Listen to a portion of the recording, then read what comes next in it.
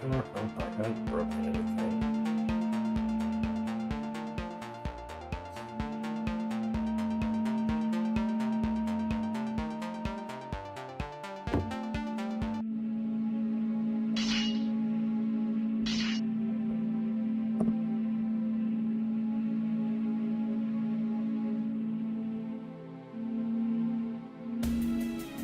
Alright, well, everything looks like it's working, so I'll assume that it is for now. Okay, Fiery Ravine. Hello. Fiery Ravine. Exam of whatever chapter this is.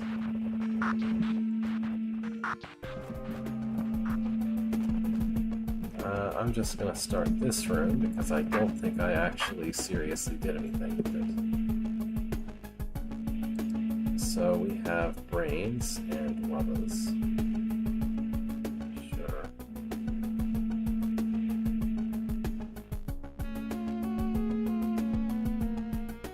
I think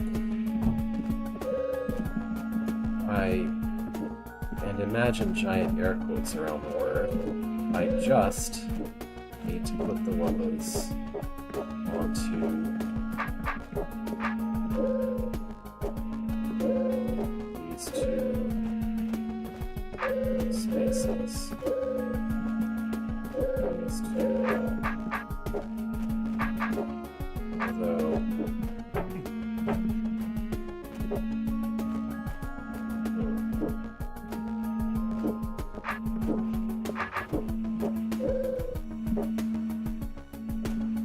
I don't think I need to have them both.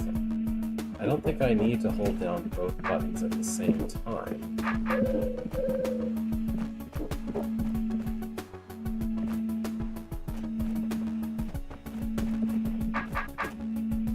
Seems like the real issue is how do you even make them stay on the button?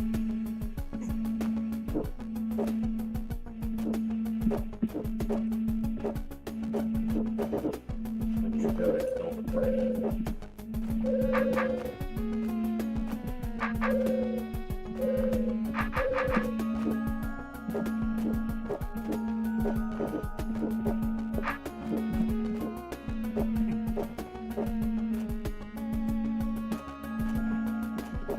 It would be great if I could do that in the exact opposite direction. Then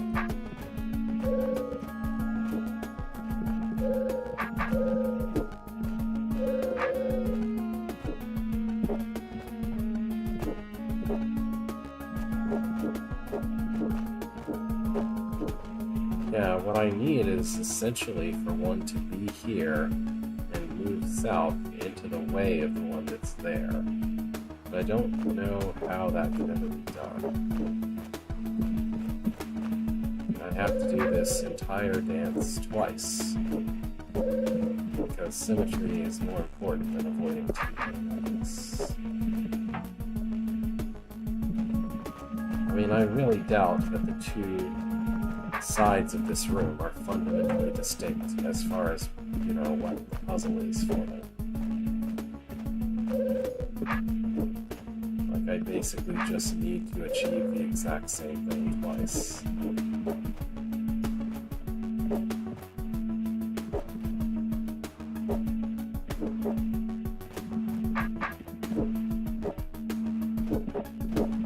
I guess there's no use complaining about that before I manage to achieve it once.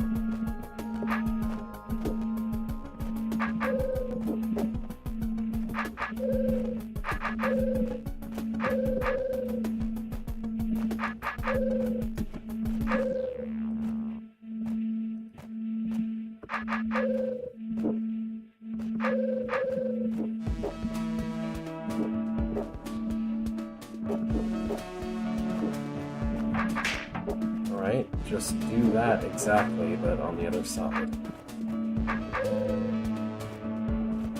I don't know exactly what I did, but I need to perfectly replicate it.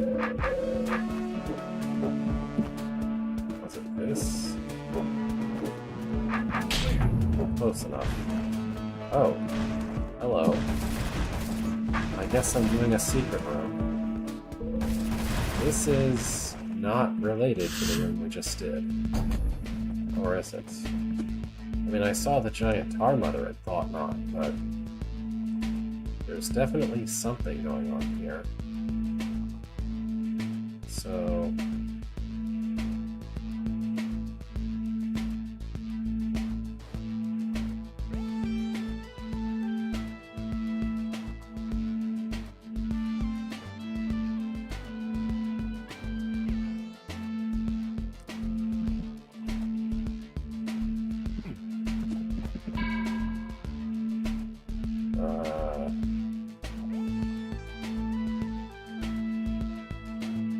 okay.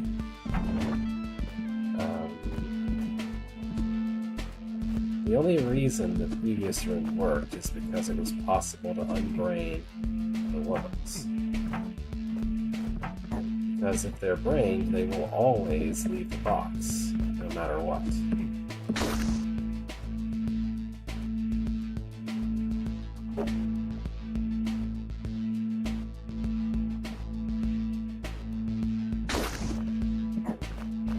So...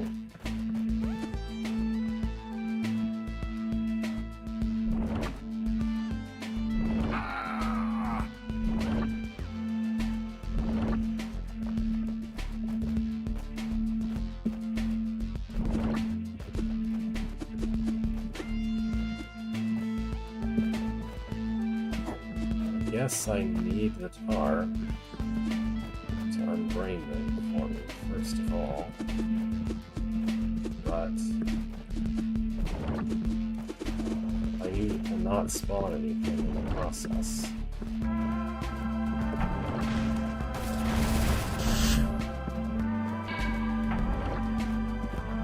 So I have to get the wubbas in the way of one of the tar babies while I'm in the way of the other.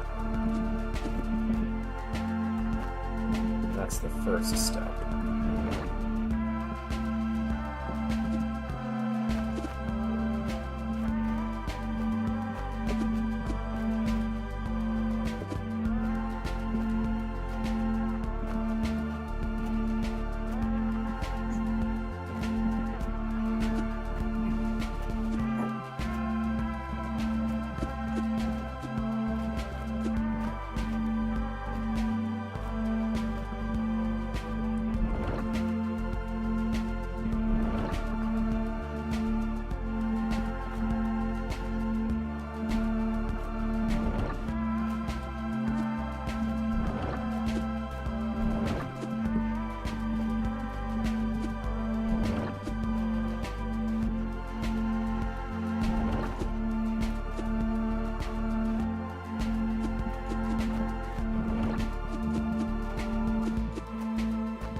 What is the magic configuration of wubbas that will prevent tar babies from spawning without stopping the tar entirely?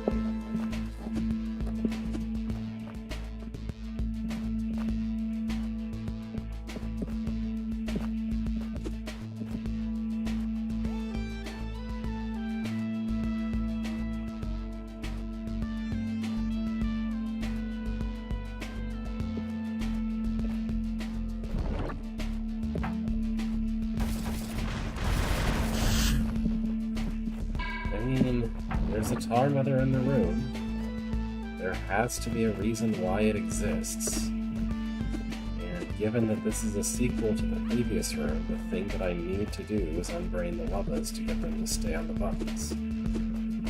So this is what I have to do.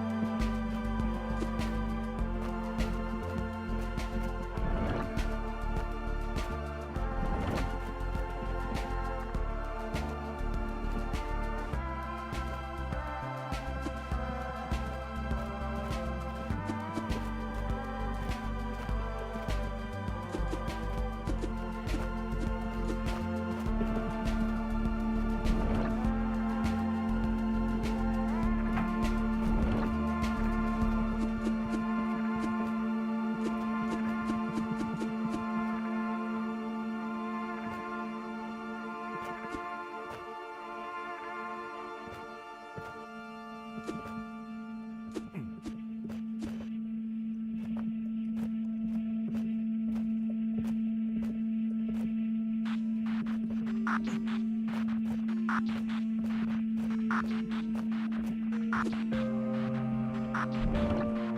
I do this,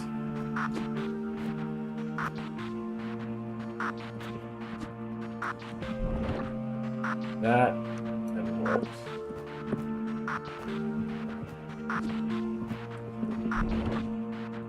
And I'm not really sure what I can do here.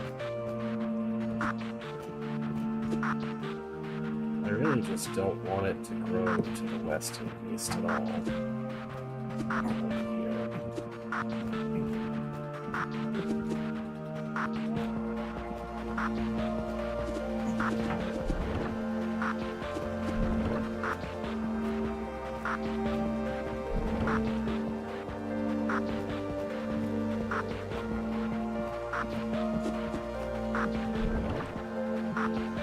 It's almost it.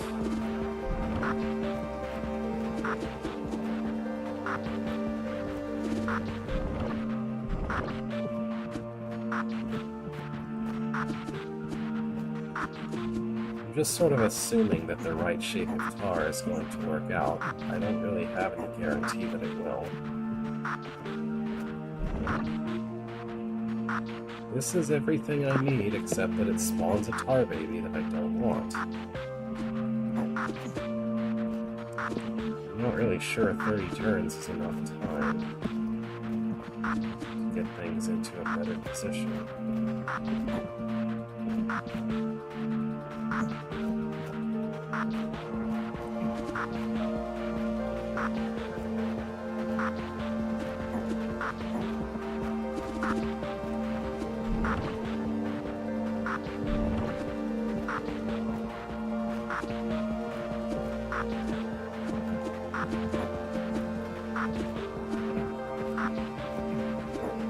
If I could make literally anything stand still, this would be very helpful.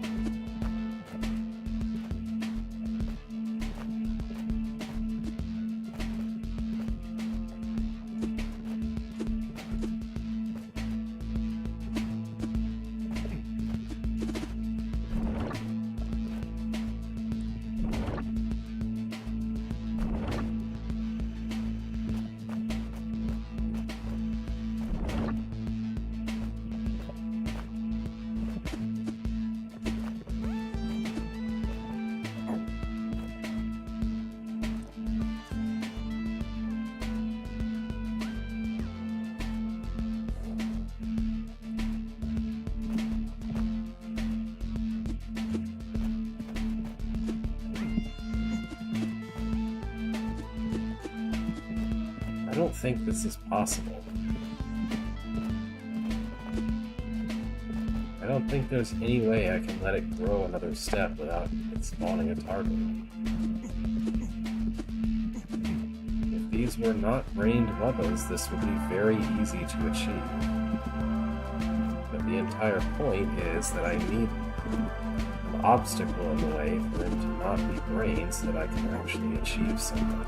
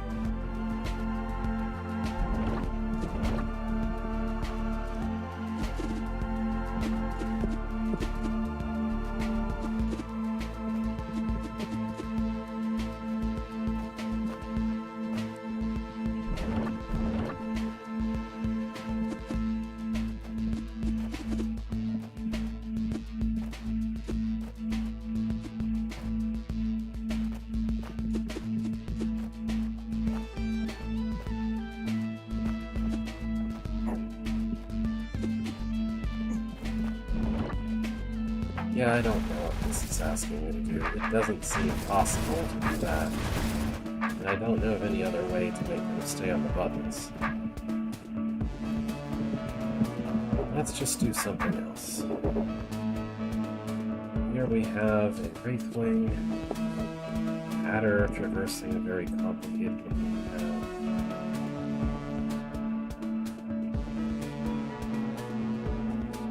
Here's a citizen.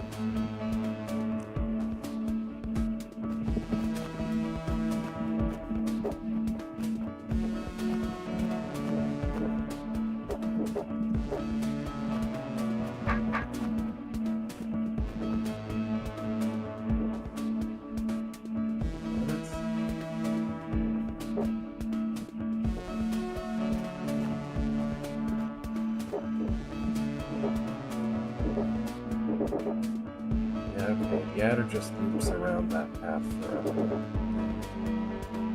This will open the way for the citizen.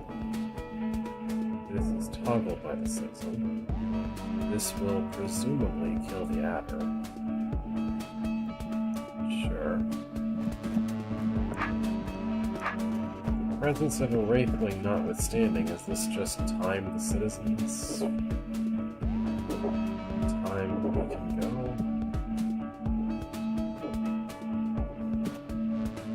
No, it can't be because the adder decides when the citizen is allowed to try to leave.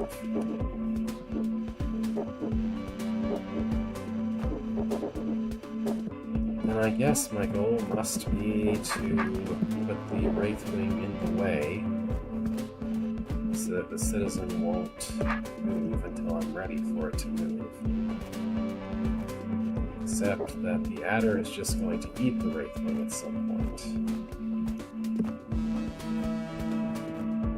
There's no way to make the Wraithwing go west. So I don't think that idea can work.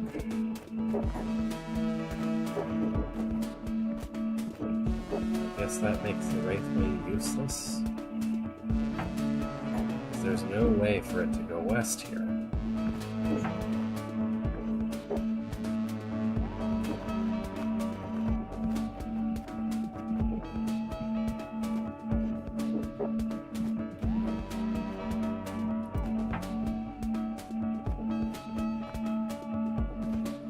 Always go north.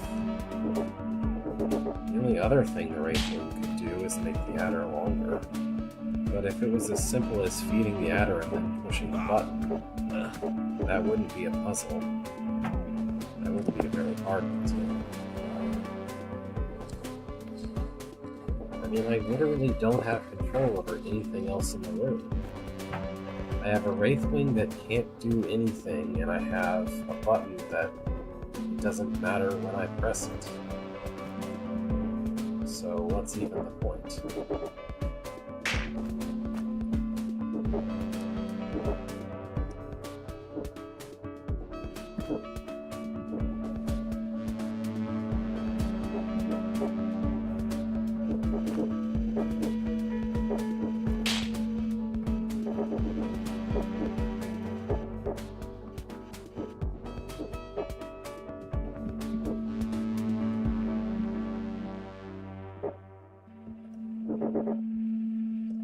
I don't even think it's possible to make the adder longer, because if I try to do that, then by the time it gets there, it's already made itself smaller. Again, there is no way to put the Wraithwing anywhere but in this column. So I couldn't put the Wraithwing anywhere useful then. The Wraithwing can't block the Citizen because it won't go west. And the Wraithwing can't feed the adder because it won't go west. Is this a room where I'm supposed to manipulate things from the outside first? Is that why things aren't like that? I bet the adder gets done going around this route before I can get the Wraithwing to Yep. That is with me giving it the most possible amount of time to do something with the Wraithwing.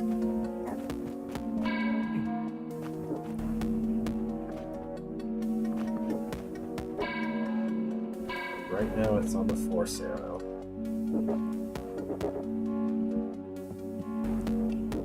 If it comes in immediately behind the adder, like that, and I run as fast as I possibly can to where I would have to be for it to go west, then it dies about 2 turns too soon.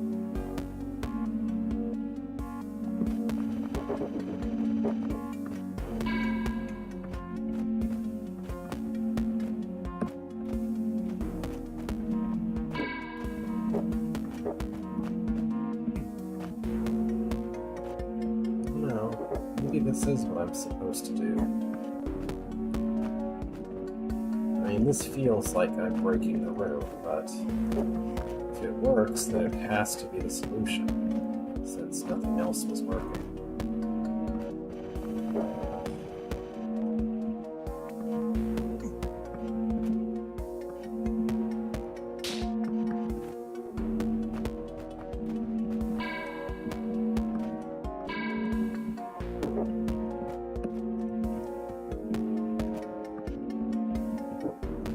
I have to find a way to get in there and push the button to release the Citizen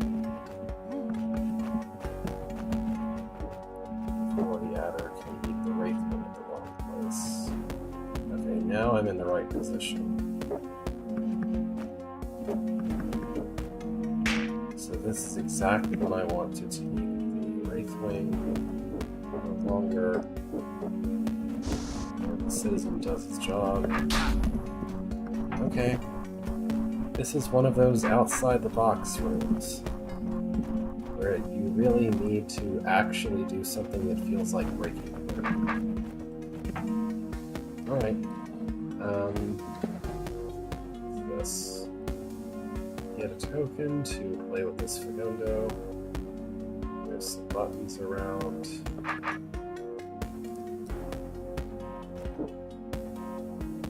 I don't know.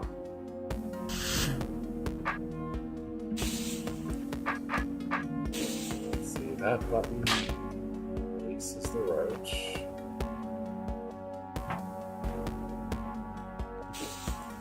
And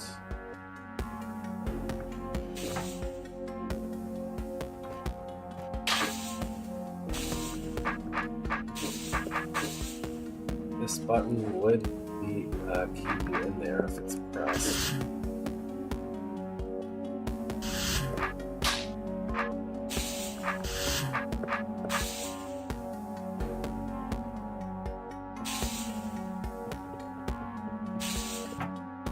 So if I'm not mistaken, this is asking me to somehow use the Fagundo to make the briar grow faster, which is the opposite of what I would expect to happen when you explode briar.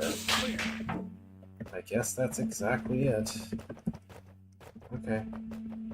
Yeah, you explode the red parts, it has less red parts to wait on before it can grow again. I guess is how that works. Now what about this room?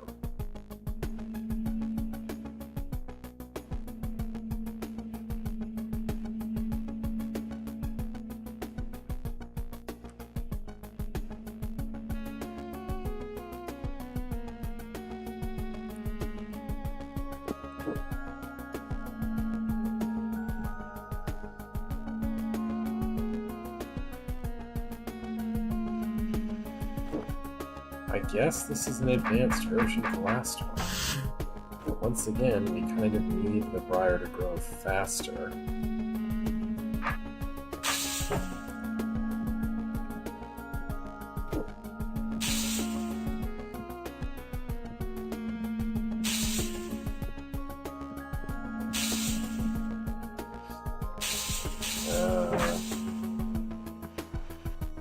Am I supposed to space them out more? Yes.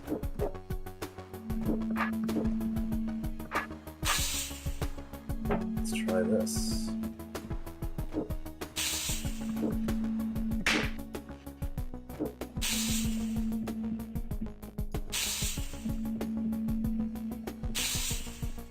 Wow. I suppose this is yet another room that requires absolute maximum possible efficiency with everything. So I'll try 3 spaces.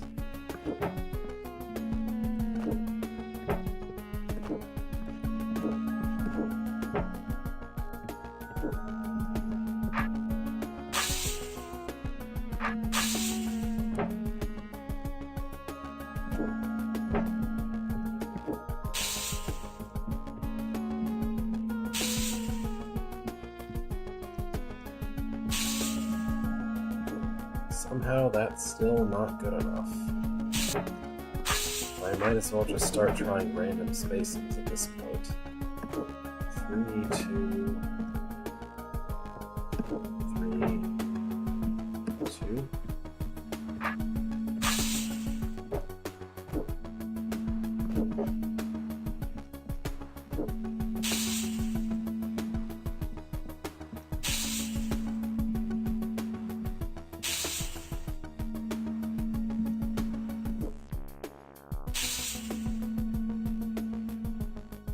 Apparently not.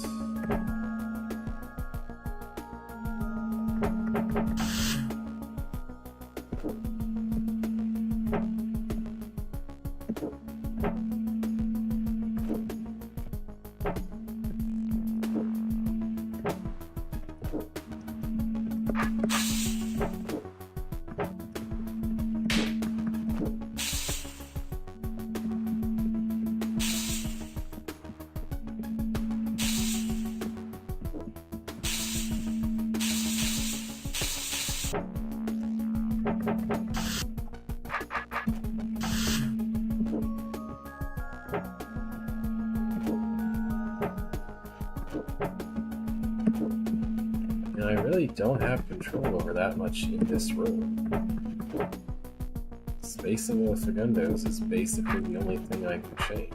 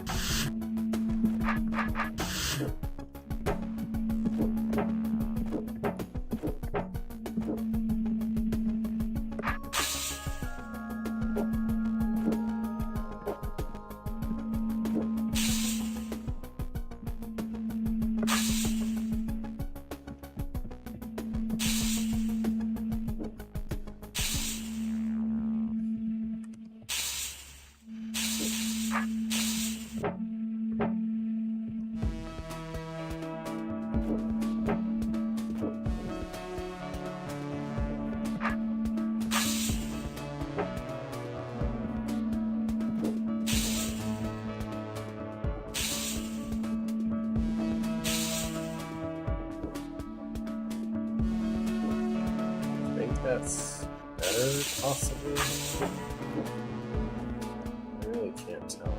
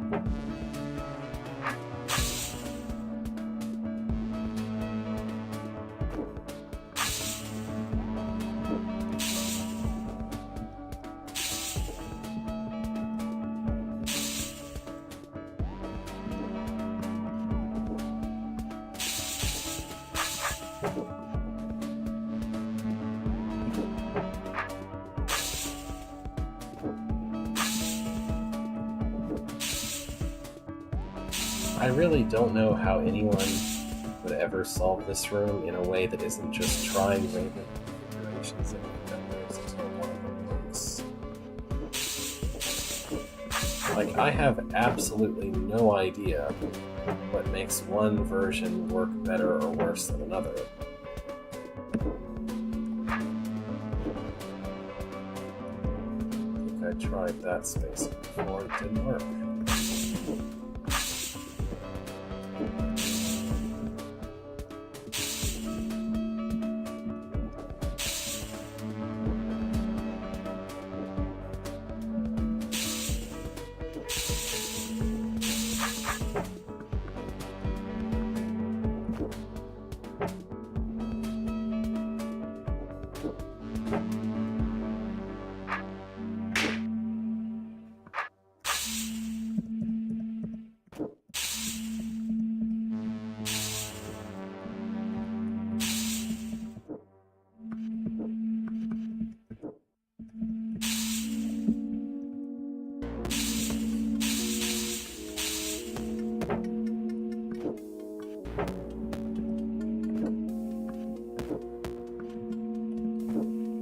Like, I really don't consider this to be a fun or interesting puzzle. This is just guess and check, and hope that one of these guesses happens to work. So far, none of them have. I can see basically no logic behind why one method works better or worse than another.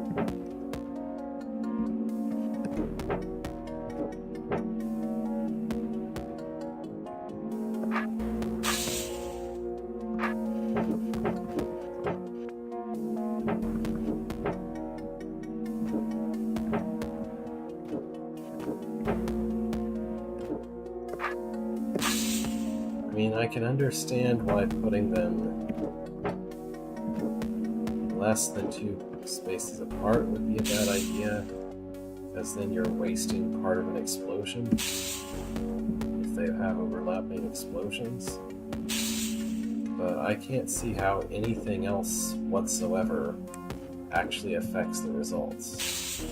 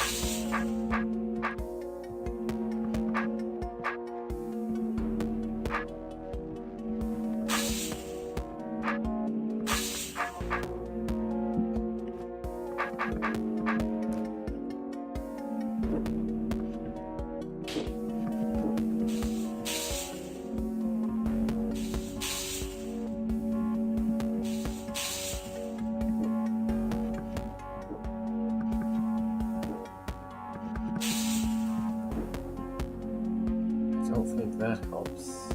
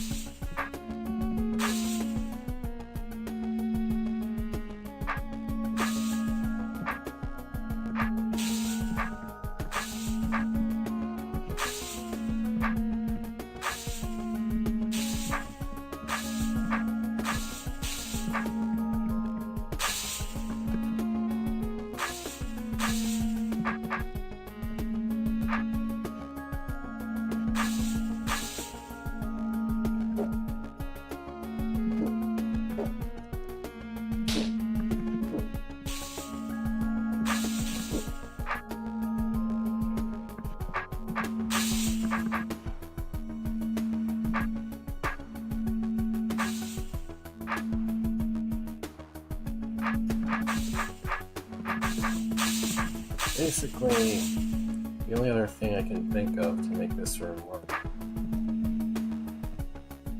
is to arbitrarily mess with the timing of gundos and hopes of completely cutting this part off from the roots Because if I could completely cut that part off from the roots, I don't have to worry about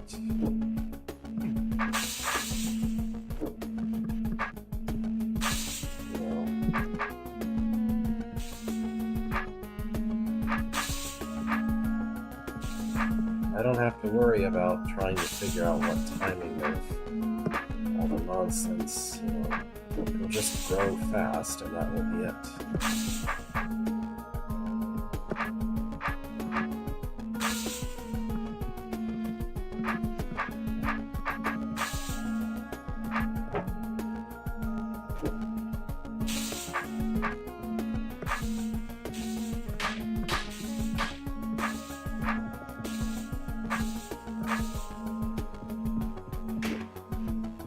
I just don't think there's enough time, and the geometry of the area seems really hostile to doing this, but as far as I can tell, nothing else works.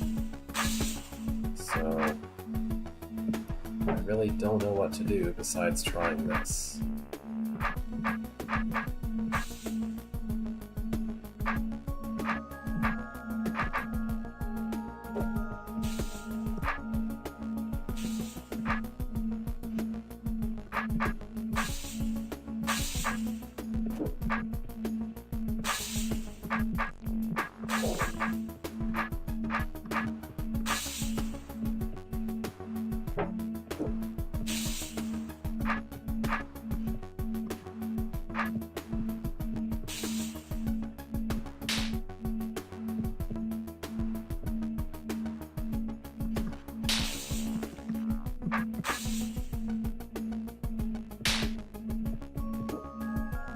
That works. Was that intended to do like that?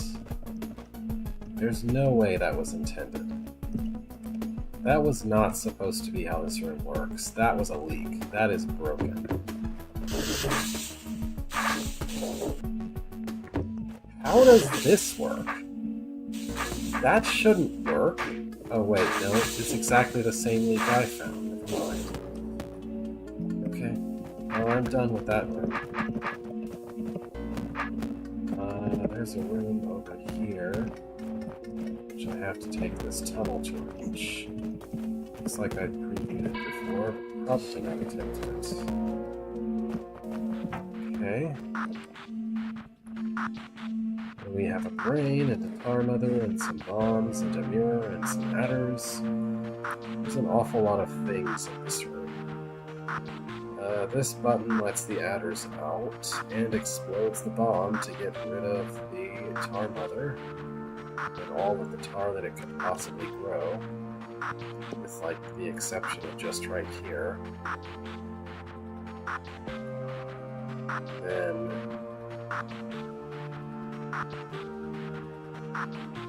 the ultimate goal is obviously to reach the brain.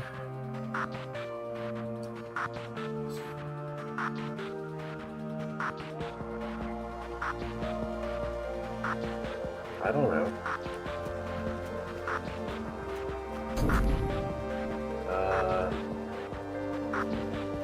So number one, you're stuck if you don't put some tar blobs, at least one of them, out there. If you just blindly do that, the adders would go through, get themselves stuck like that. Then,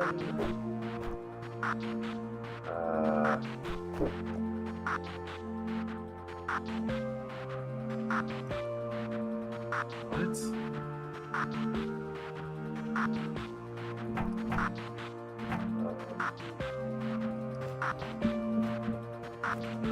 What?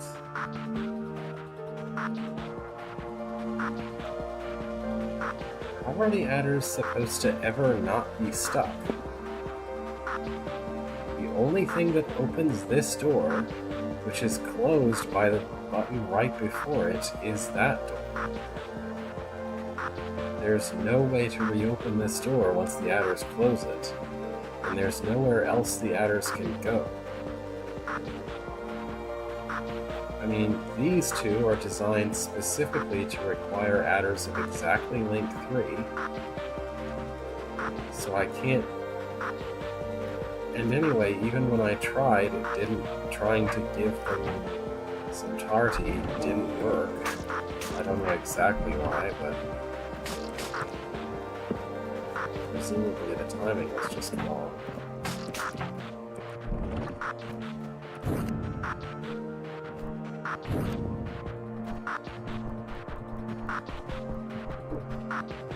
No, it's because they're brained.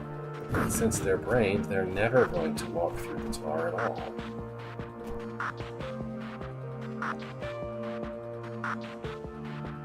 There is absolutely nothing in the room that I can use as an obstacle for both of them. I could put a mirror in the way of one of them, I guess. That doesn't really solve the problem, though.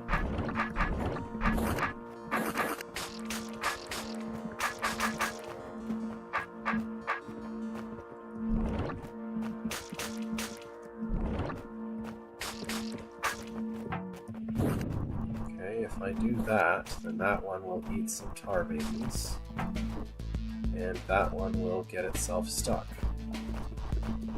And there is absolutely nothing that I can do to get that one unstuck.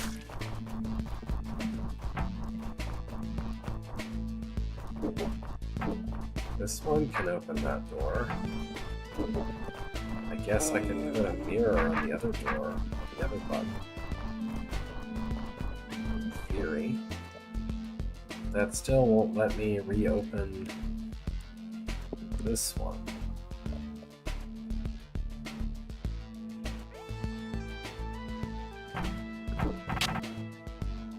There's nothing else that I could use here.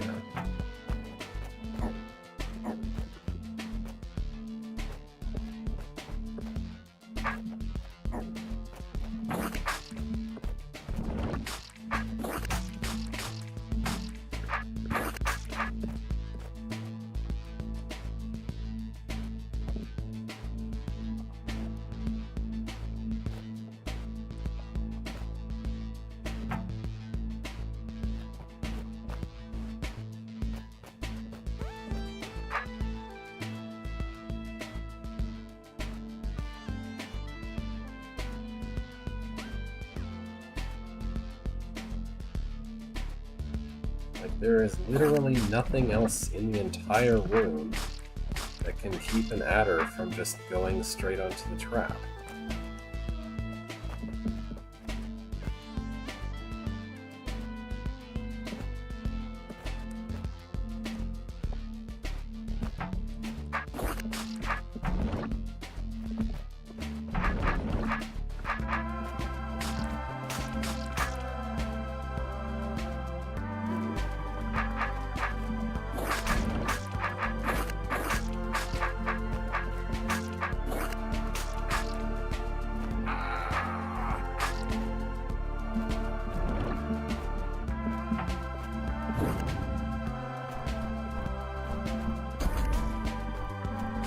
I guess that technically works, sort of.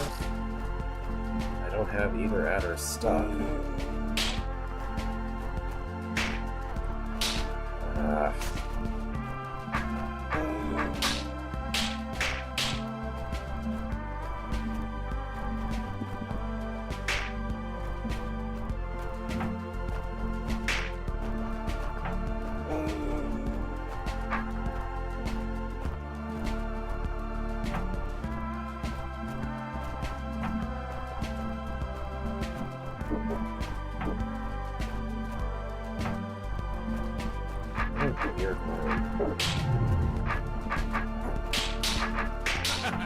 Alright. Well, that was that, I guess. An awful lot of moving parts for just only put the tar on one side to be the solution. Anyway. The part of the map in the center here looks kind of like a face, the part that involves this room, basically. guess I'll go check on that room. So there's a Wraithwing inside of a Tar Bomb row. The instant that the Tar Mother grows a single time, it will make so many Tar Babies, all of which will trap themselves and become unkillable.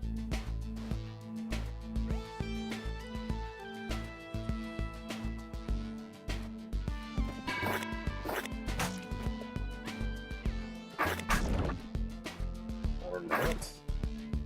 Why is it not growing? Guess I misread something. So, if any Tar Babies come into existence after you walk into that area, then you would be stuck. Sure. What exactly is this room about?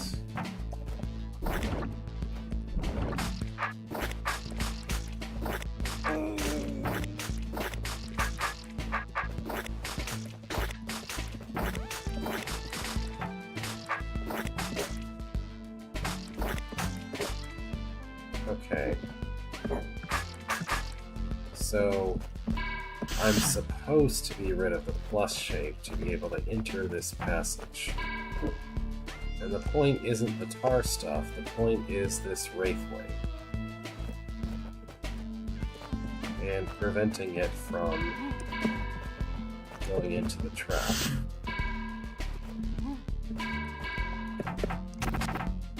Okay.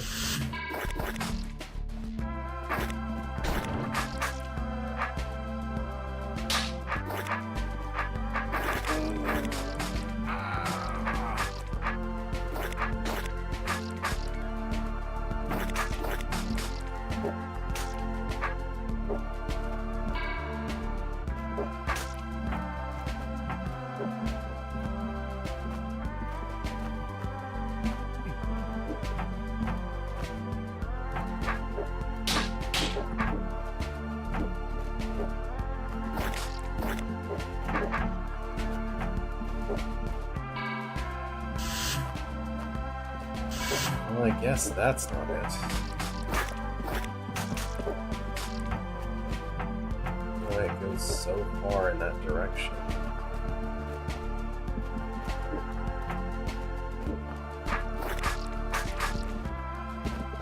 Okay. I doubt this will work.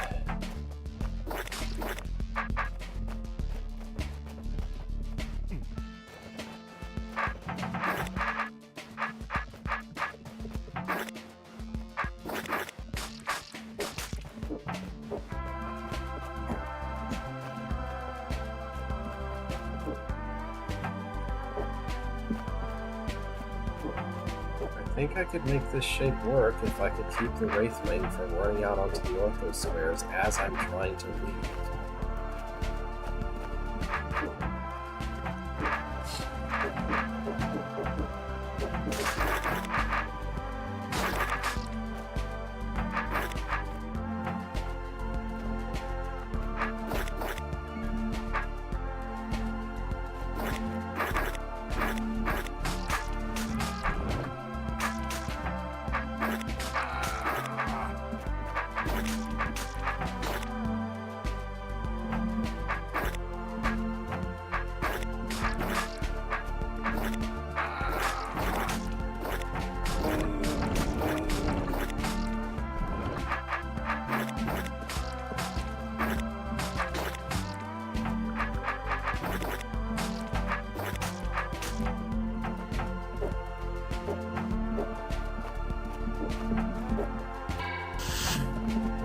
Will this work?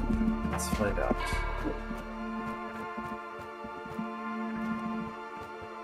Looks promising.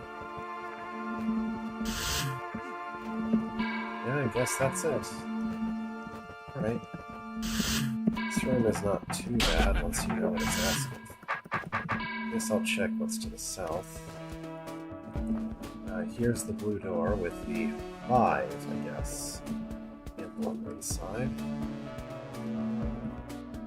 Okay.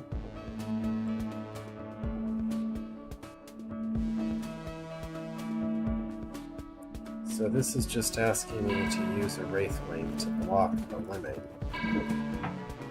Looks like.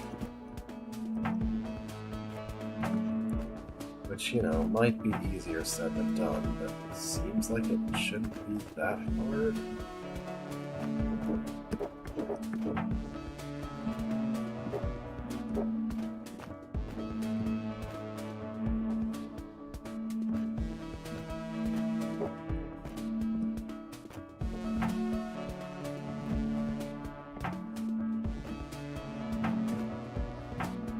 Yeah? This has got to be one of the easiest rooms in the level.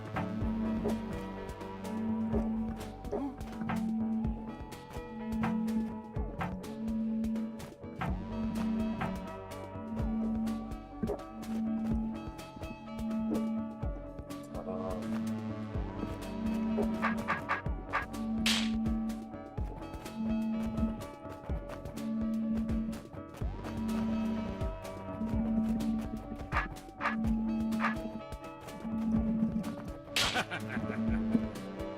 Okay, here's another room without a lemming. This time it looks like it's blocking a lemming with a Fagundo. Alright.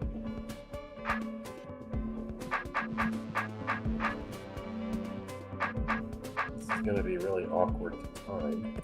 Okay, hang on. If I want the Fagundo to be there, 2, 3, 4, 5, 6, 7, 8, 13 turns.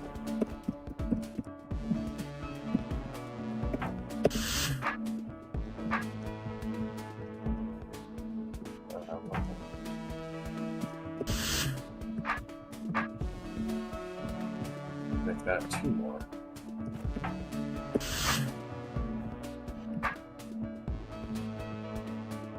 Okay.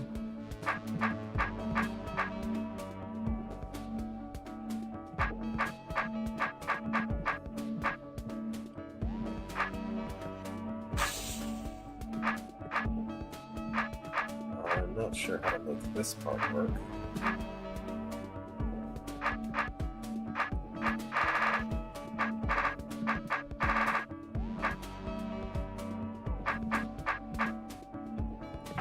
I guess I need to do it in a way where the Fagundo is going north as it blocks it. So the path for that would be more like this. And then I need 1, 2, 3, 4, 5, 6, 7, 8, 9, 10.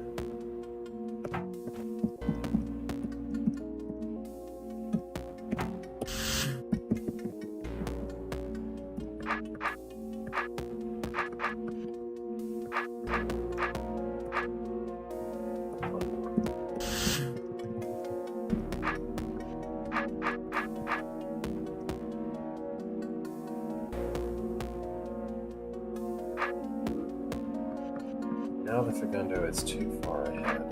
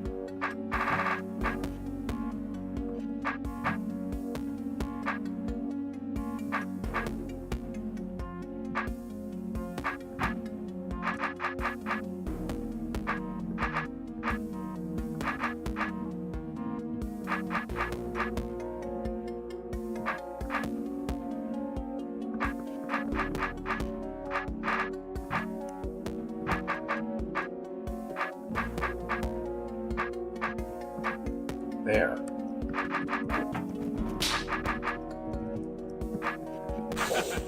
Done. Okay.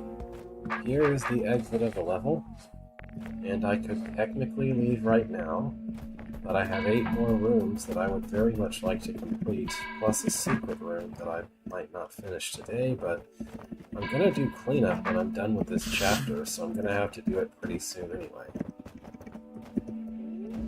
At least fairly soon. What is this?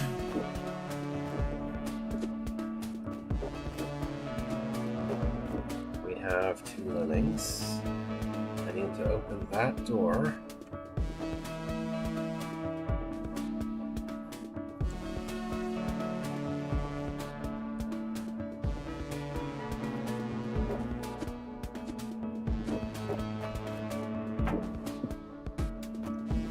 So the goal is mostly to keep something on those plates at all times.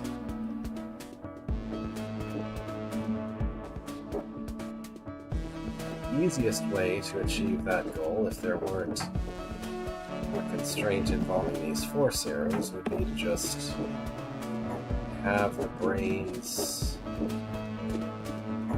block this guy's route. I guess even easier than that would be to put the brains directly on the button. That's not what I'm allowed to do, though. So I guess I'm supposed to do something with this art.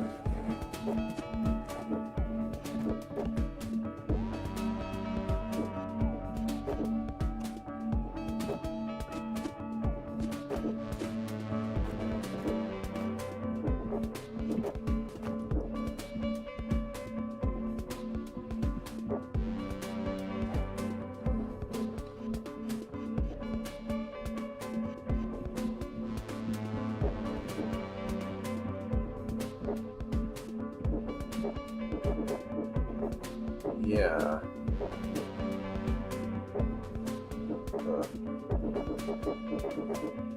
Why are there all these brains? Any way that I could possibly put that living inside is going to be nearly impossible to influence as soon as I put it in there.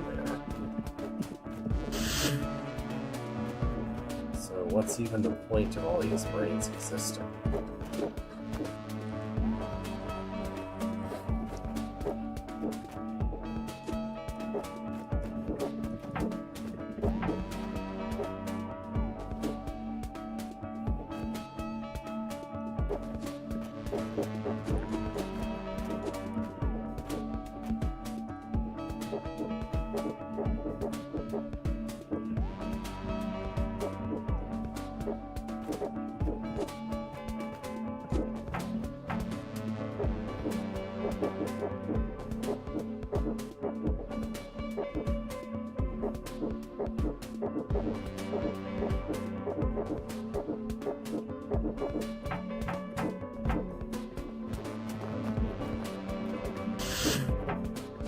Guess I'll just try some arbitrary configurations and hope that one of them might possibly work.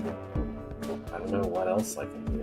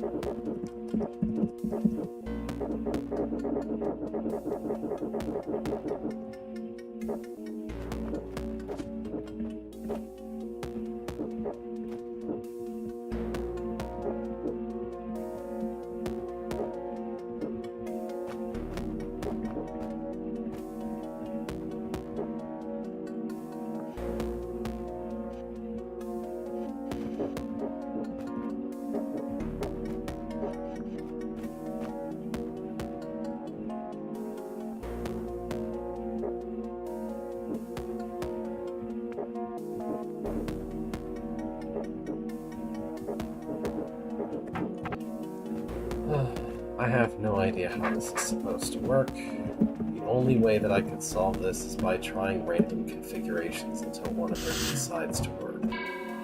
So I'm going to do something else for now.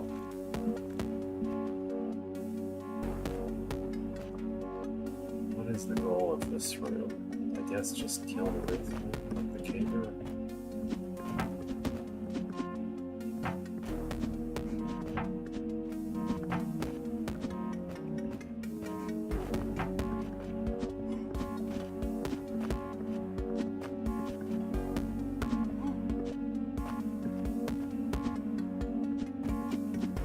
I think the goal is to keep the Wraith Wing in reach with the caver so that you can kill it.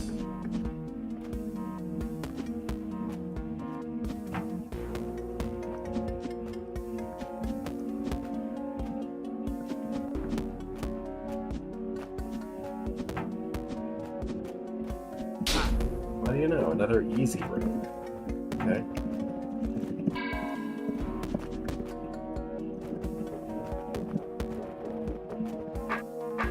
I really hope everything is working and it's not just that I've lost my mind.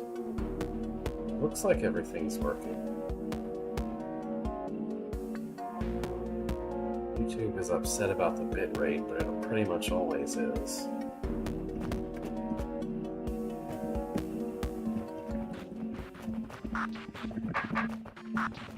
Okay, what's this room? Challenge, kill the Tar Mother before any tar grows. I think I glanced at this room, but didn't actually try it seriously.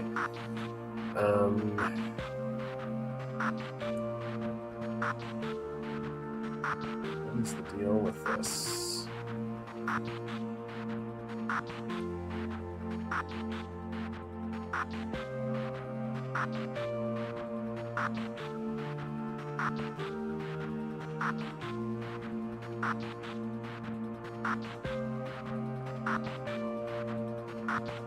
Kill both mothers to open that door, to open that door.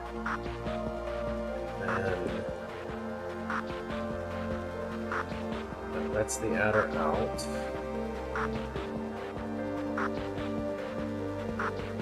Closes that door for some reason.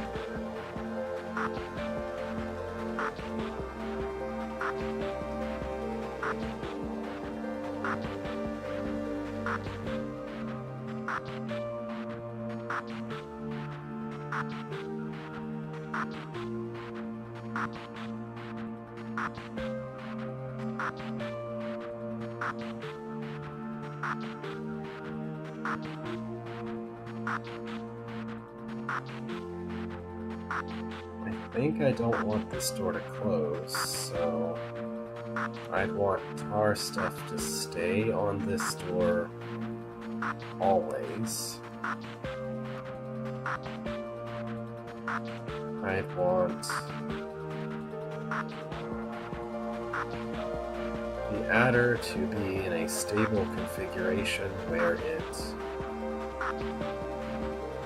is toggling this forever so that I can kill the eye and press this orb.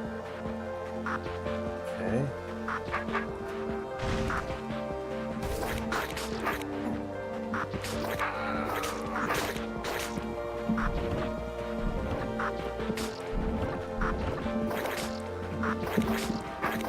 So if I try... Okay, it says before any tar grows. Does it count as tar growing when the 30th turn happens?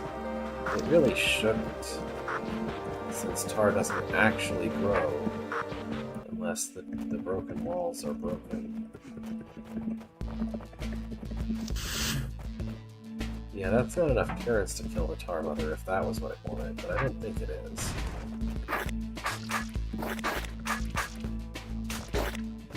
Okay. So if I'm trying to do the challenge, this is how it would go.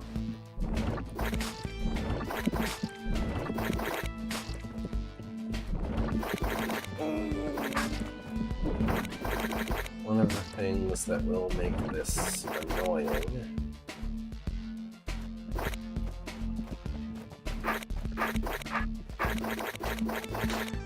means that I'd really like to separate this into multiple pieces, and that's difficult to do with mud.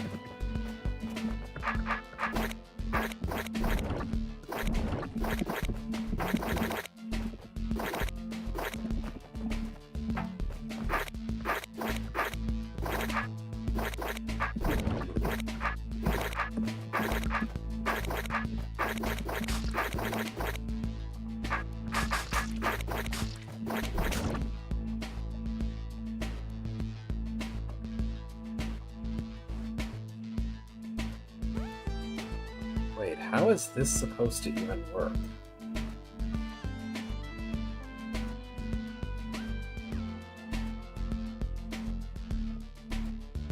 If I'm holding this down, then that closes the arrow, so I can't leave. But if I don't hold it down, then that closes this, so I can't leave.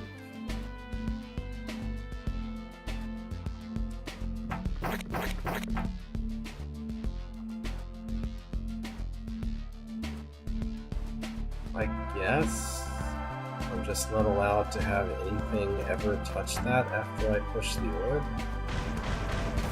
Yes. I don't know, but I have to guess.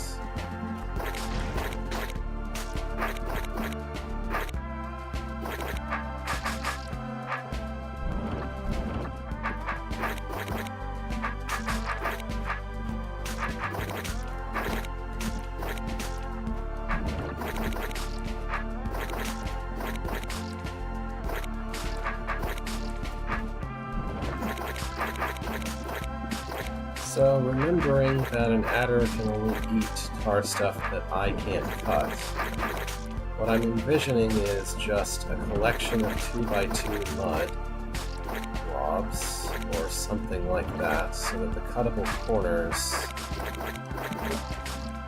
will perfectly block off the adder's path and make it go in a little loop like that.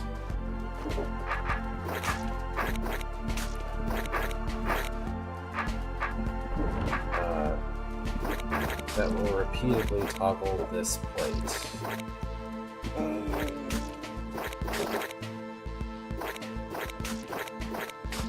The best way to have no exposed edges that the adder can eat is to have a collection of completely separate corner blobs like this, 2x2s.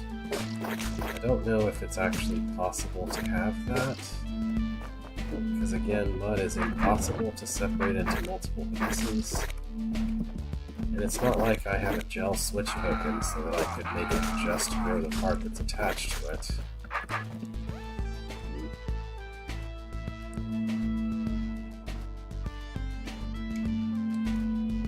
I don't really know how I would do this with tar either, because tar would always present corners that the adder could eat.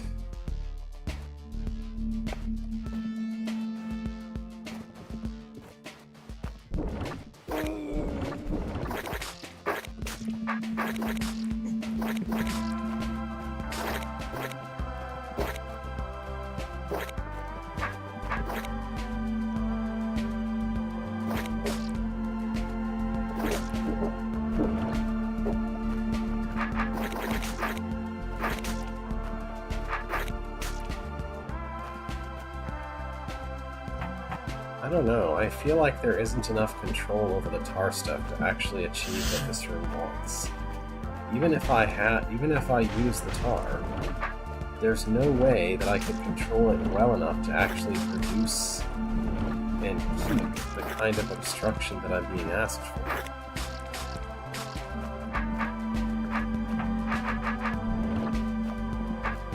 You just do not have that much control over arbitrarily grown tar or mud.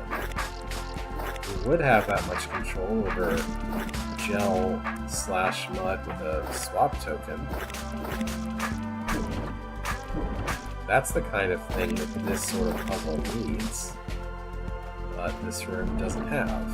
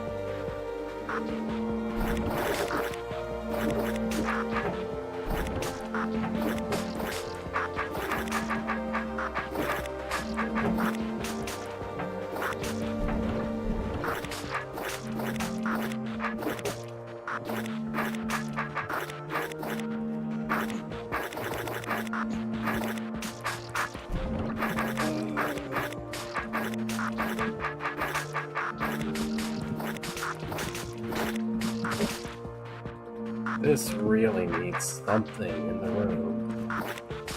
Like some shallow water, an invisibility potion, a clone potion, anything at all to give the player more control over the situation. Like this, there's no way that the amount of control you have over growing tar stuff to actually make this work.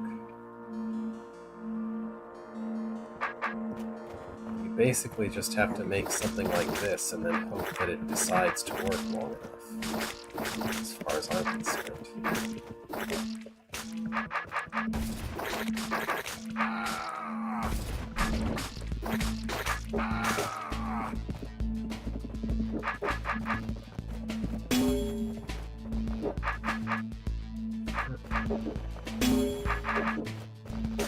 How is that supposed to work?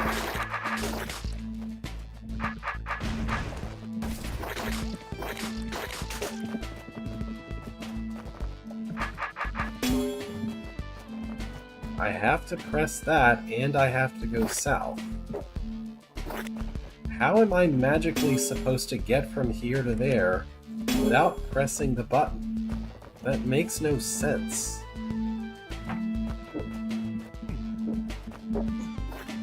Oh look, it immediately broke. I guess I just have to hope that it randomly works, because I don't see how else this room is supposed to be solvable.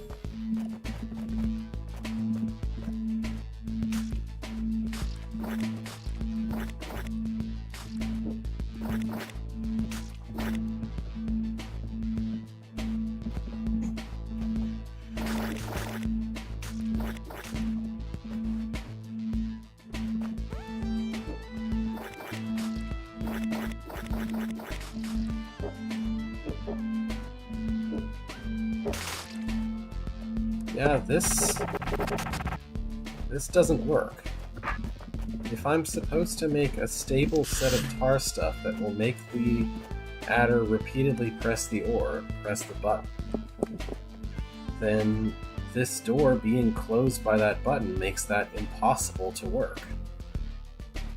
If I'm supposed to have the adder eat tar stuff off of this button at some point, that can't work either.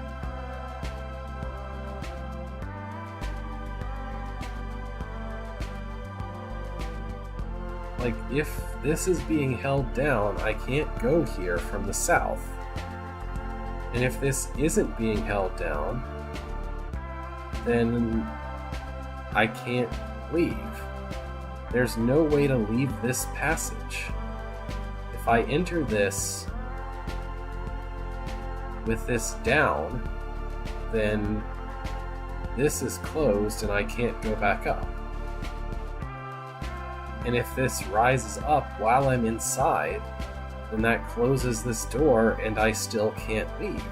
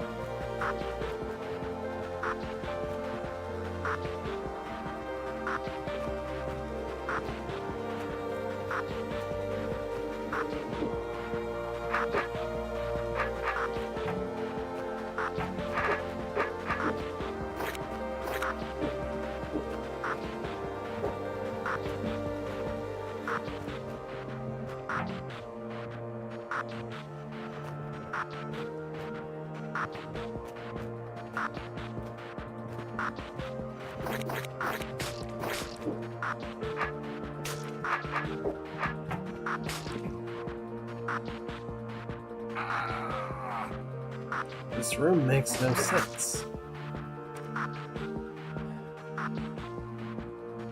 If I enter this passage with things in this state, then this ensures that I can't leave. Even if the adder eats the mud and gets rid of that, then I still can't leave because this gets closed. There's nothing else in this room that can reopen that door. And there's no way for the adder to kill this eye. Not that I'd be able to kill the adder if it did anyway.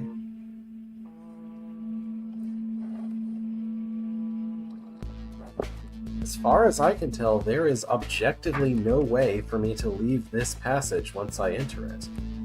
Either this is being held down by something, and then this is closed, or it's not held down by something and this is closed. It doesn't matter, I can't leave, no matter what. Let's just try a different room. I don't know, this room can't be broken, but I must have missed something about it.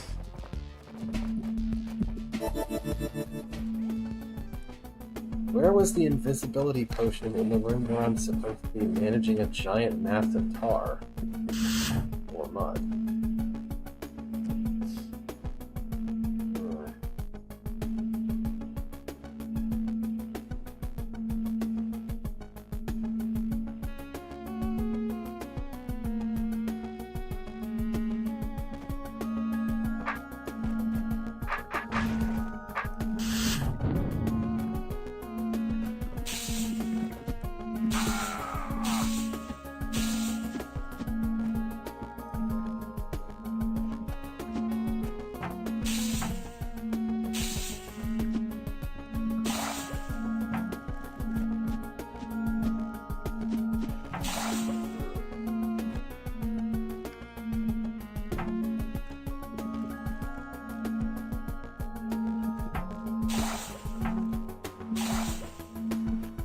That's just obnoxious.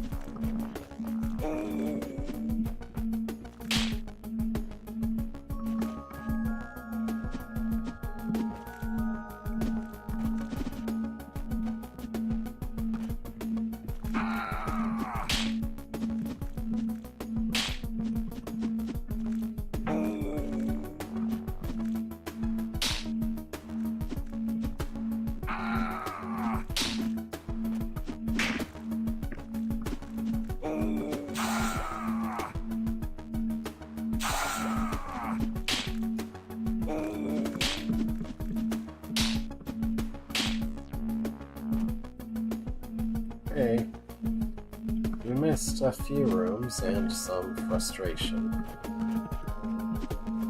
with others.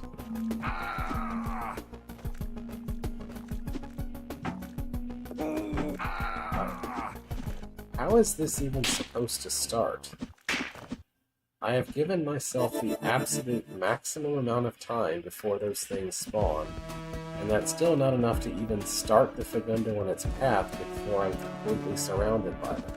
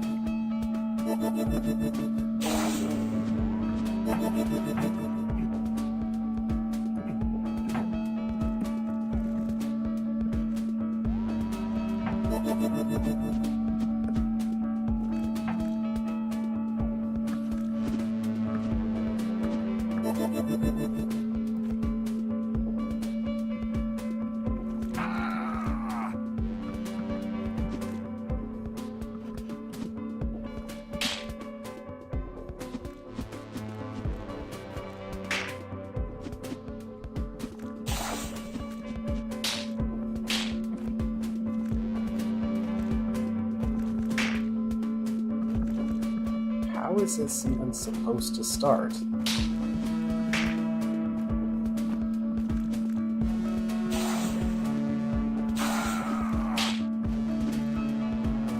This is absurd.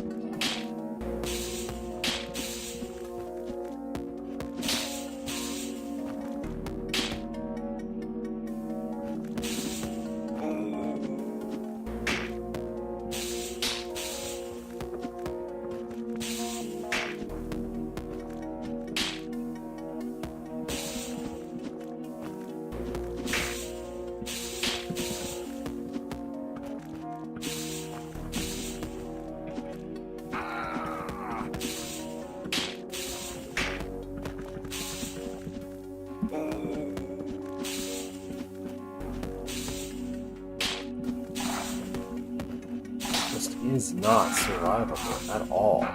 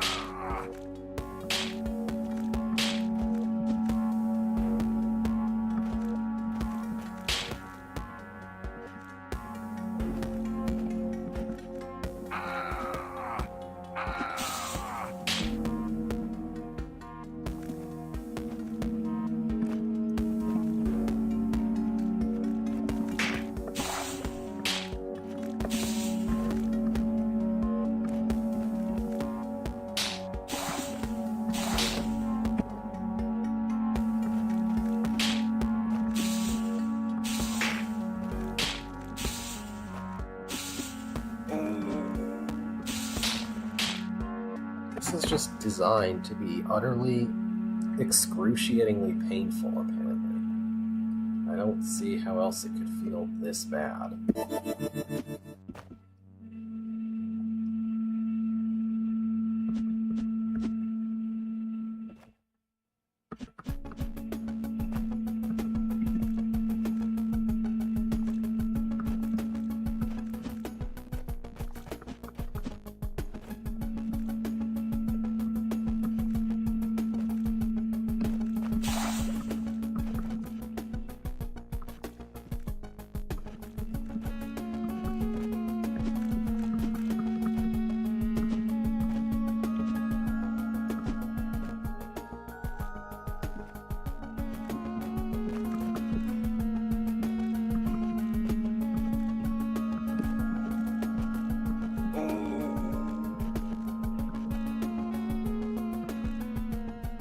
It's not like I can't see what I need to do, it's just really painful to try to achieve it.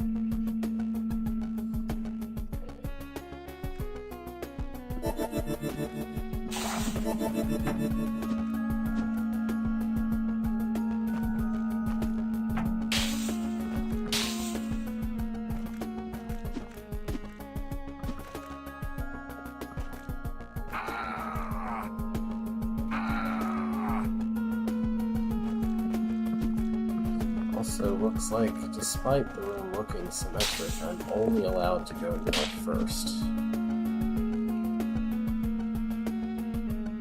For reasons.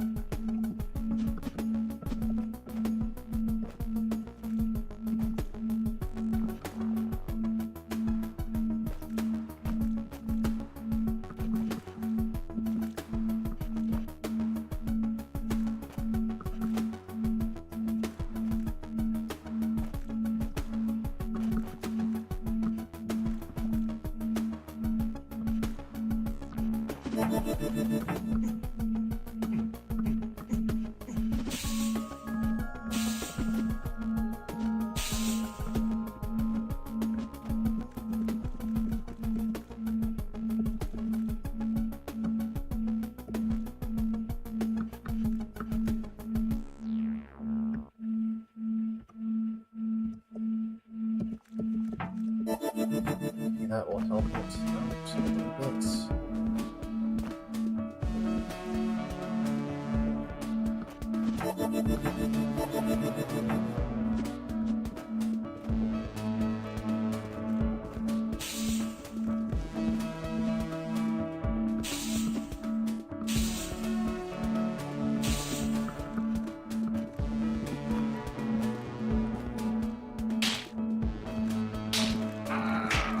Just wind up in exactly the same game situation faster, I guess.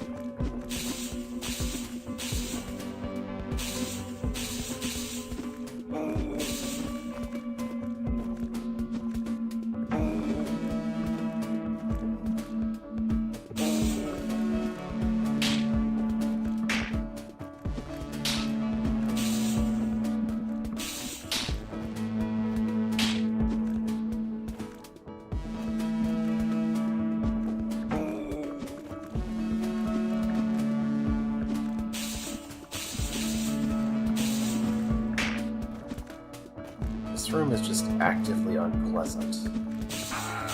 Like, it's hard, and it's unpleasant, and it's painful to play. You just have to keep trying very slight variations of exactly the same moves over and over until one of them works. And then we repeat doing that for every single tiny little bit of progress until finally it will be over. That's how this room is.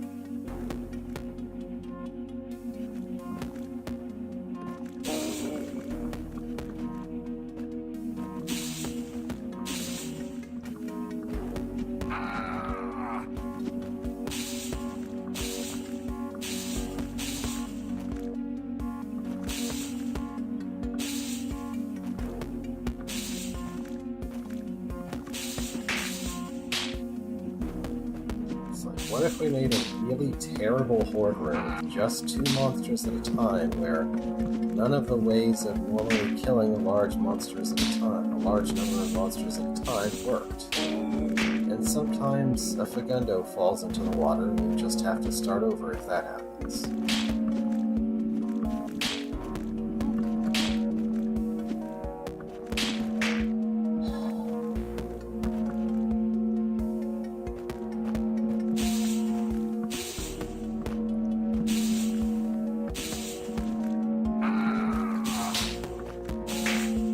There's no way for me to be more efficient with how I kill them. Like, nothing has worked.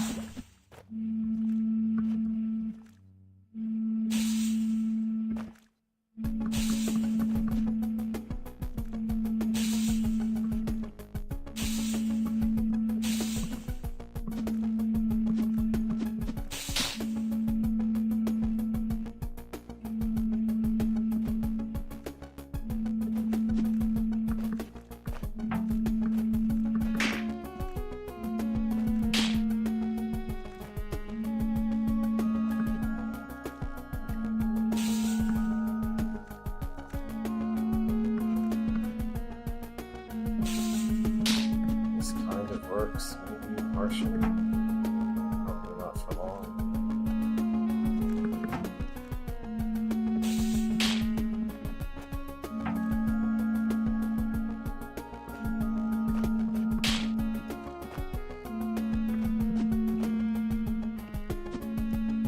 How am I even supposed to do that?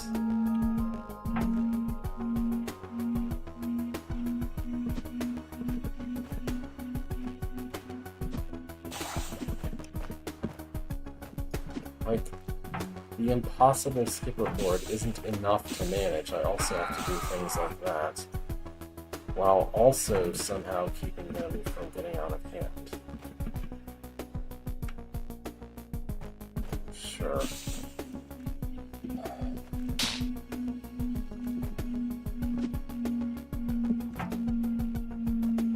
Guess that works.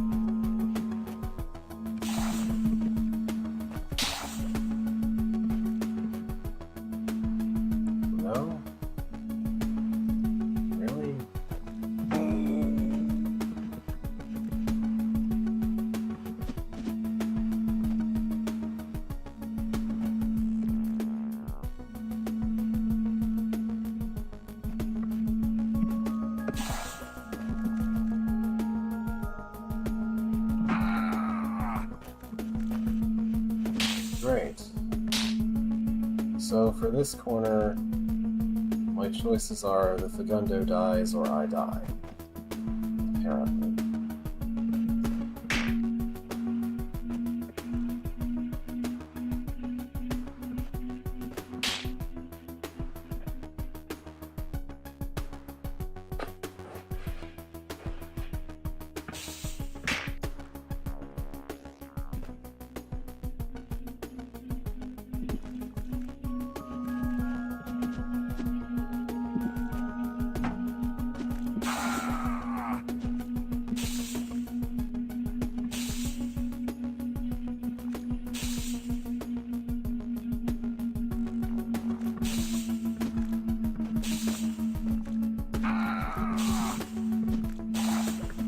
Well, I had a way to control the situation, but the room was like, no, you're not allowed to use that. Never mind.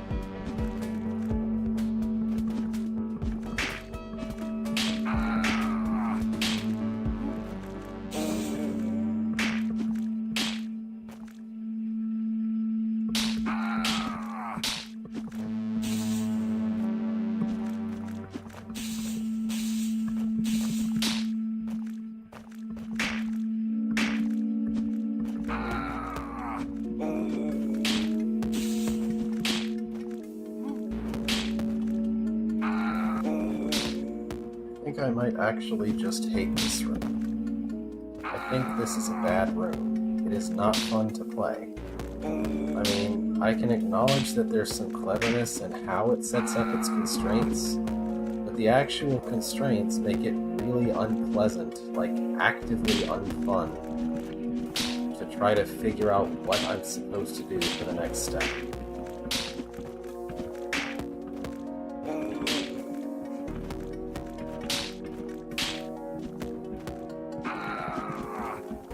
It's just... there's too much. Like, it asks for way, way too far. Like, just going about a third of, like, about this far, maybe? Or, like, having that loop that I had earlier. That was great. This makes it impossible to keep up any loop like that. So there's no way to avoid having two skippers at once you're at this part of the path. Or more likely 3.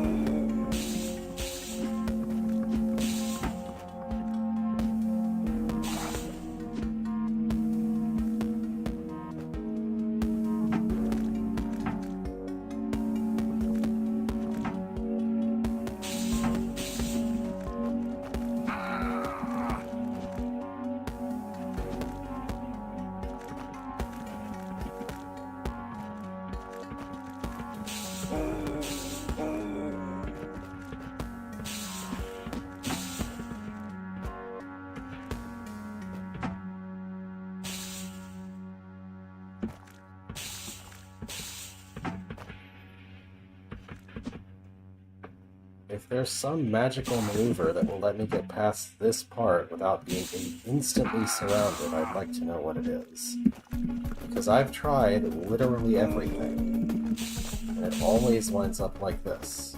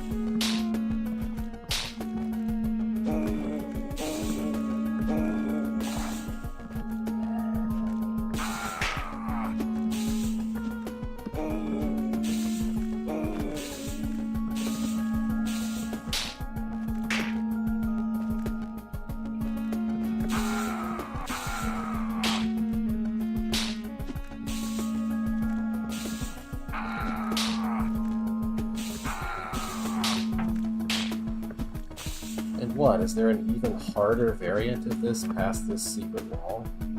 Is this not miserable enough?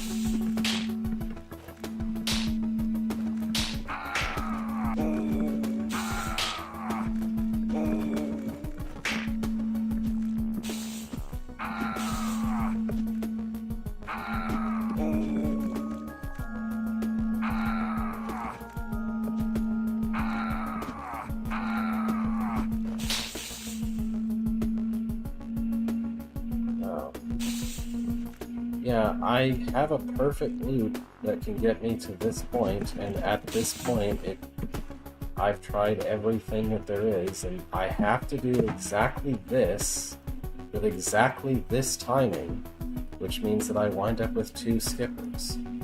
Unless there's some magic trick that can let me get past that corner without too many skippers, which I don't see how there could be.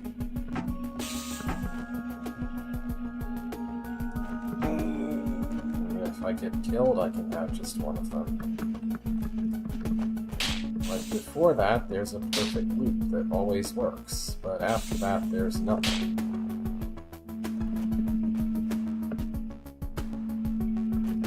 Because of the direction that the nests are in.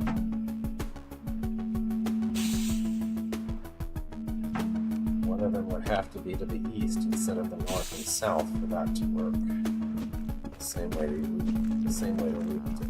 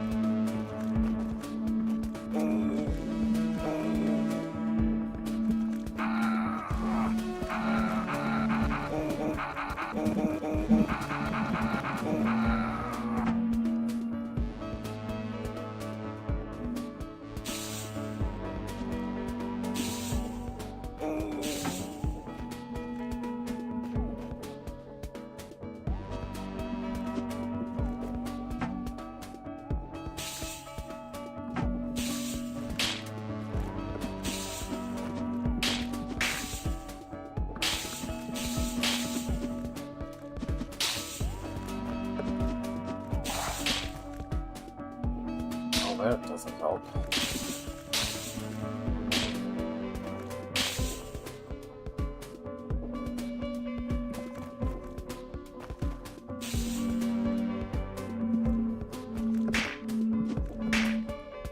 Okay, somehow that eventually worked. Great. Ugh.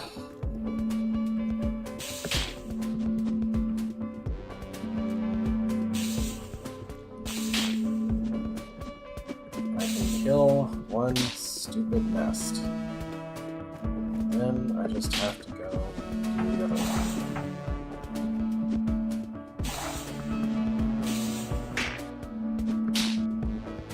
This part, in theory, should be easier. It probably won't be.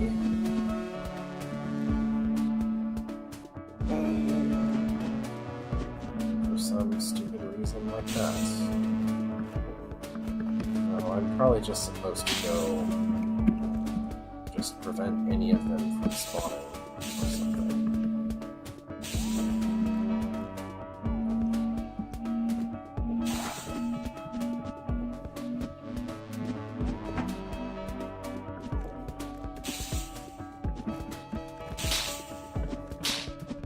Oh. Okay, that's that. Now I get to find out what's beyond.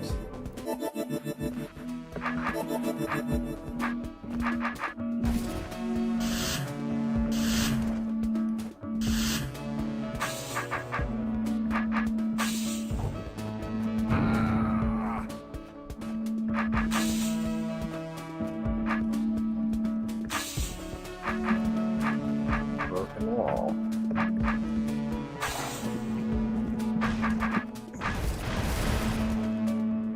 Oh.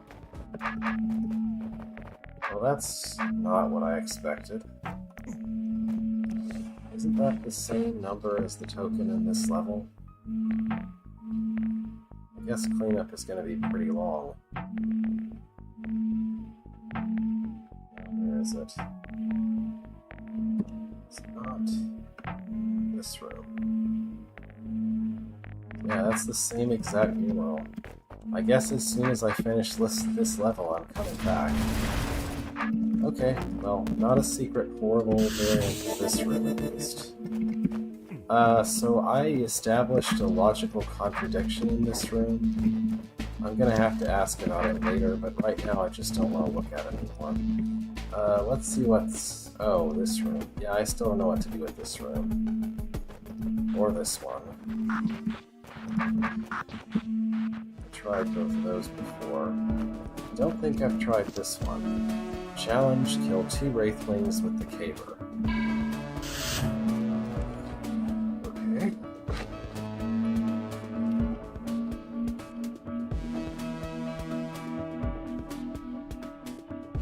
So these just open the doors for the Wraithlings. And the goal overall is just to get them killed. Sure.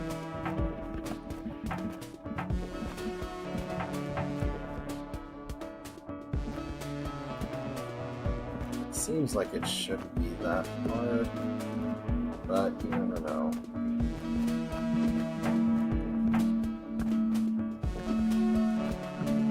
I might have a lot more trouble with it than I'm supposed to.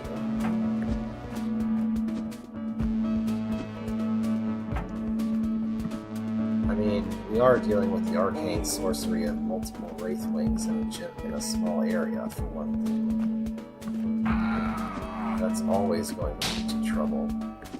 Alright, I've killed one, so that's enough to solve the room, I think, but for the challenge I have to kill another.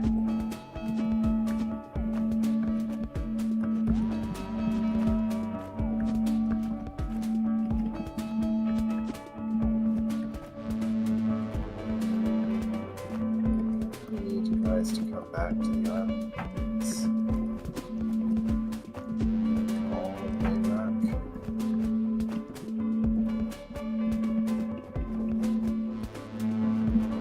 If I could get them into a stack up against the green doors, that would make it really easy to kill one of the 2. Then I could worry about how to manipulate the last one into position afterward, I think.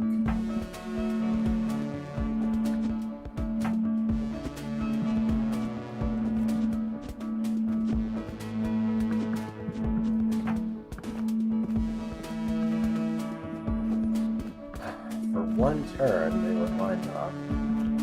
Let's see. And they come horizontal again instead of vertical. It's really annoying.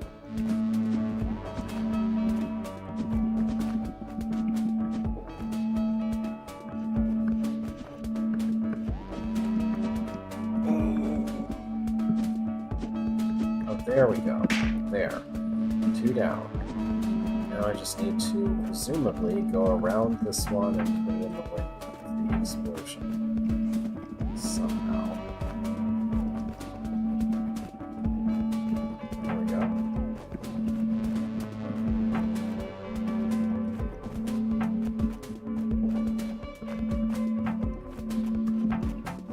That vertical reference. Okay. Now it should work for me. Okay. There we go. That one wasn't too hard.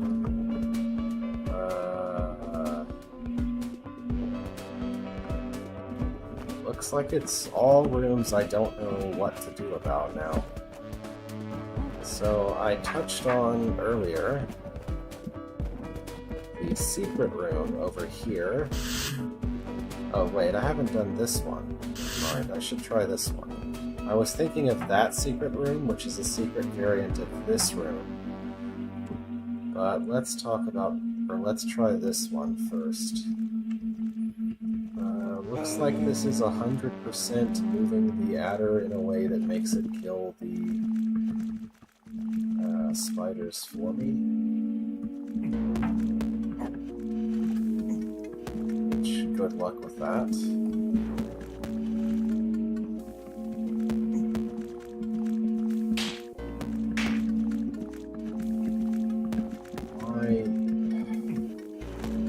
Exactly when I need the adder to come towards me, it goes far away. It's such a pain. And of course, the spiders move first. Couldn't have this being too easy.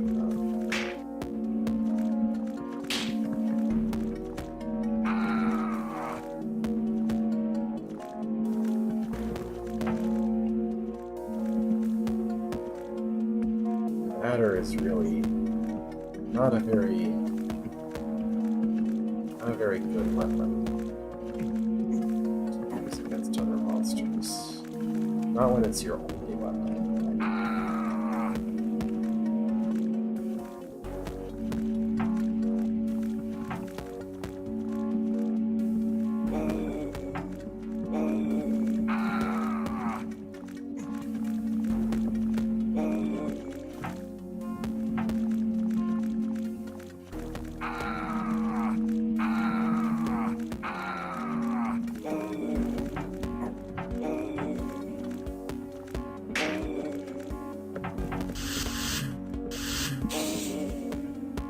Oh. Of course, you're just not allowed to wait at the entrance for even a single turn. I mean, I guess that's good, actually, because you don't really want all the spiders to be advancing in your position. Still. There's not already enough ways to die in this room.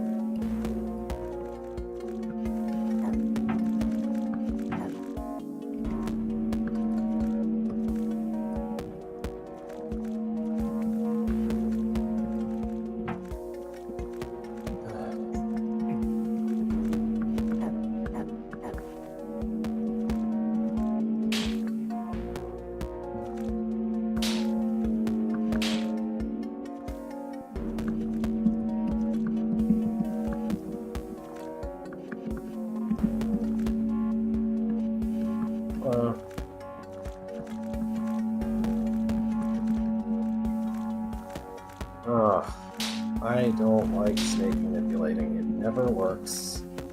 How it's clearly supposed to.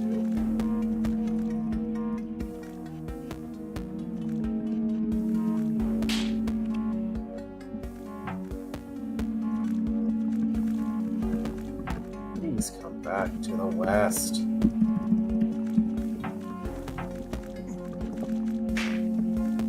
Don't come in the hole.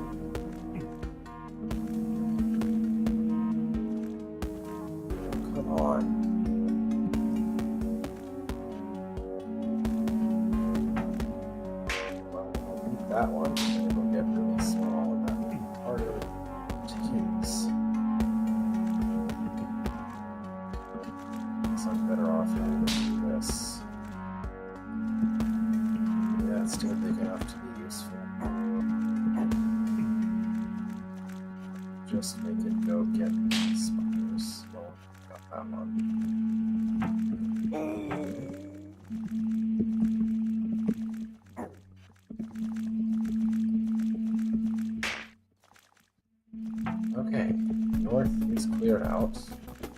That should make the center easier to deal with, in theory. Because I'm not constantly trying to avoid attracting the spiders from the north.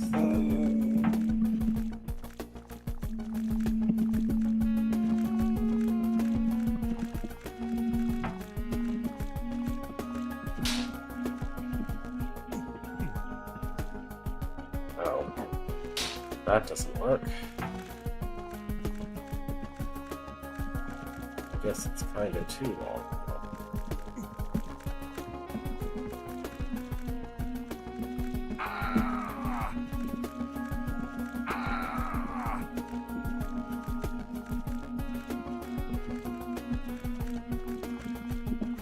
By the way, did you know that both spiders and snakes can exist in shallow water? I did.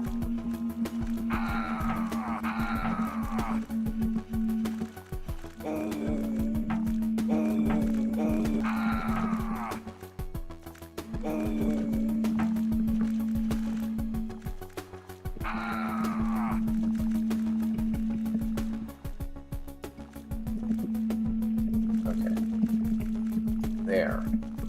Now, if I try to do the same thing as before, and if it remotely halfway almost works, at the very least I will not get stuck behind the snake tail. Probably. Please come back.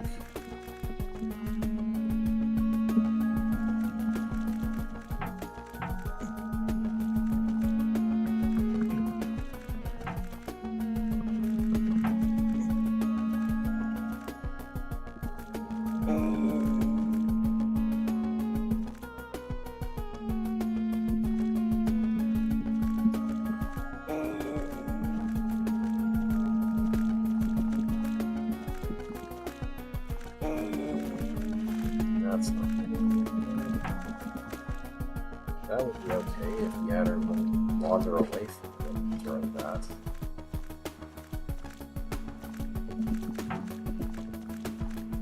Okay, there. One more. Done. One more in the center area. In theory, it should be able to move the adder towards it without me having to go get the spider, but maybe not.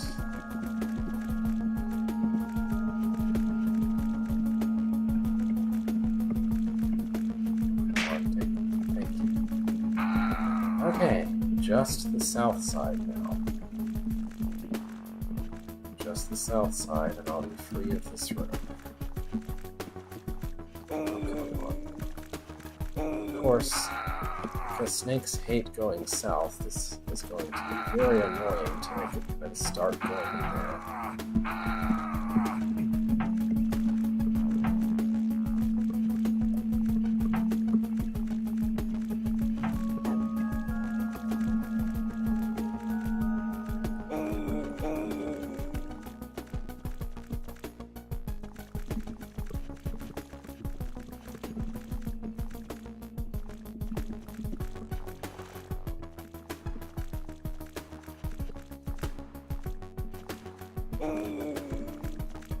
It's like this little stair step area is specifically designed to make it impossible to push the adder in. Which is exactly the thing that I need to do.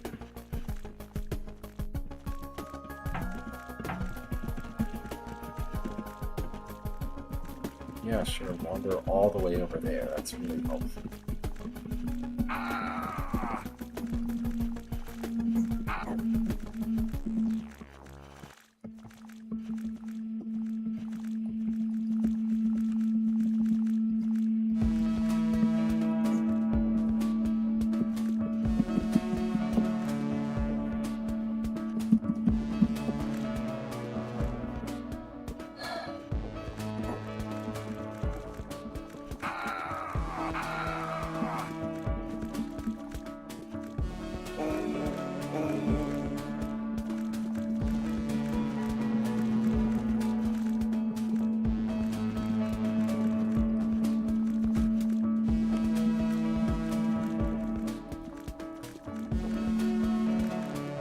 I thought I was at least 2/3 done with this room, but apparently I only started the hard part. Because the other parts weren't hard enough.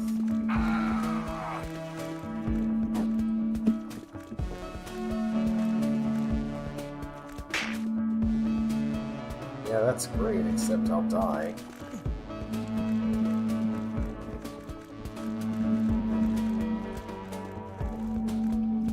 Maybe I should make it smaller again. That helped last time I was in situations like that.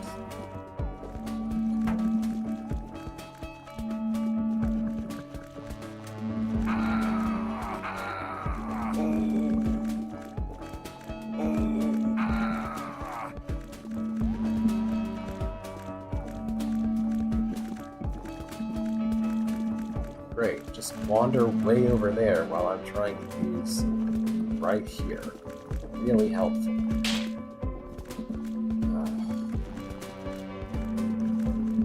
Okay. This part should be not so bad. Should be. Because I'm sending it east and north again. In ways it likes to go. Ugh. Okay. Now, I assume... No, I don't need to assume. I can tell that that area would be floor ceiling and this. That's designed to be where you kill the adder. Okay. Well, I think that was the last room that I find tractable and can figure out what I'm supposed to do with it. So what I was going to say was I thought I was done with required rooms except for these 4. Now I think that is true, and there's also this super thing that I can figure out. Since I'm planning to do cleanup pretty much immediately after I finish this section, this exam, leaving a secret room behind for later isn't going to be that much later. So it would be nice if I could do something about that room, but I probably should just prioritize the red rooms anyway.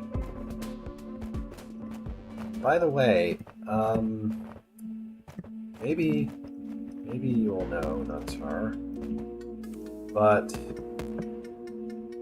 did I break this room? Because I feel like I broke this room. Because nothing else would work. I just tried to come up with some way to desync the windows so that they would completely cut off that giant wide vine from the root. And that worked, but it feels like I broke the room. Like, I was only one turn away with all of them exploding simultaneously from actually getting the roach through. So I feel like I broke something. Oh yeah, let me go check. Over here. One more. 14 of 18. So definitely 4 rooms left, and it's the 4 that I have already tried and couldn't figure out.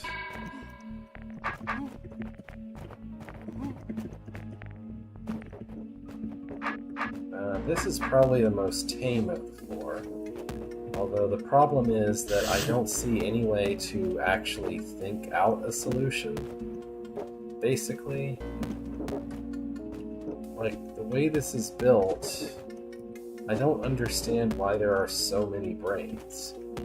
Because the only thing that the brains can do is temporarily block this thing's movement, and not in a way that will actually be all that helpful. So I need that button to be held down.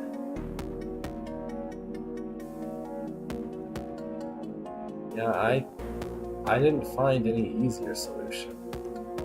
I don't know. So, like, as far as I can tell, the only thing that the brains can do is I can use, like, maybe 1 or 2 of them to push in here, make that lemming go on a different path, but that doesn't help as far as I can tell. I mean, if there's some way to make these two so that they're timed perfectly against each other and hold the button down, I don't see what it is.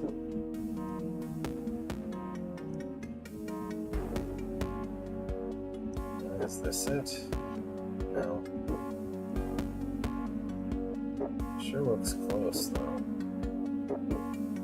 I mean, if it was a matter of just putting it in there with the right timing, I wouldn't need 8 brains, I would only need 1. So there has to be some other reason why there's so many of them.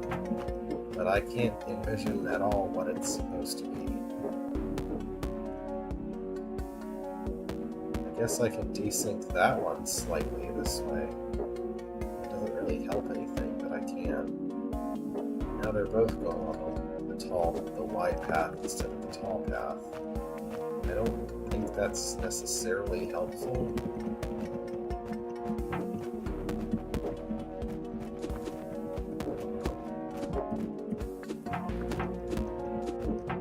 The problem I have with this room is I don't see any way to actually analyze it or even come up with a good heuristic for how to understand it.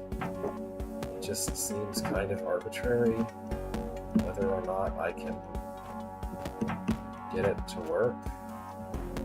Like there's just going to be some configuration of the two lemmings that works, but I have no way of thinking about what that's going to look like.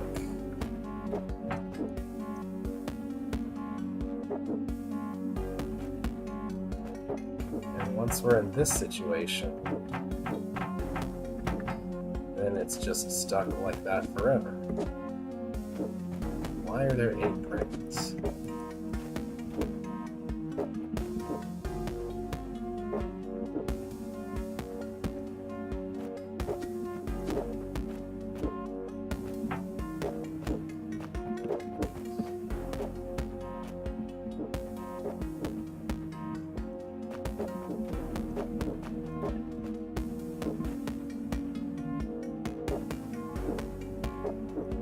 This work?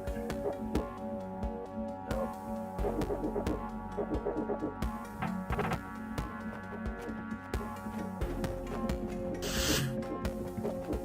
I guess I'm saying I don't see a way to solve this room, actually. The only thing I can think of is just to try random configurations of things and hope that one of them works. Like, there's no... I can't see any good way to think about it that seems like it would lead to a solution.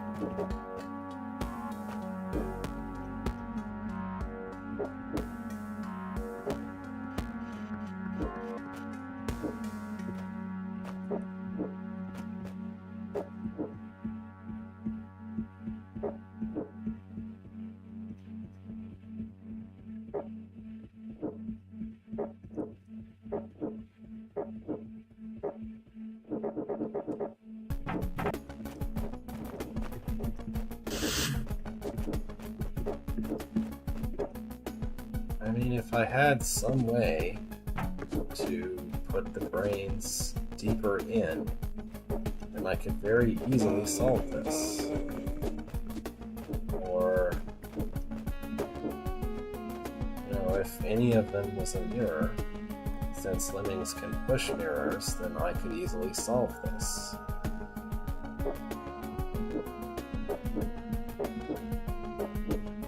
But I can't see any way to make this work. I can't see any way to think about how to make this work.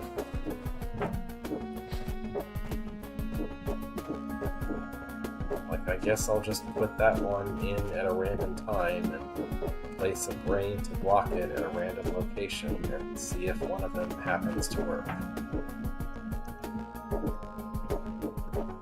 Like, I'm pretty sure that one doesn't work.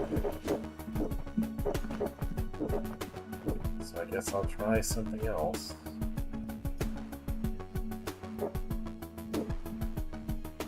I think I've gotten this result before, which almost doesn't work. Now that goes back to doing that again.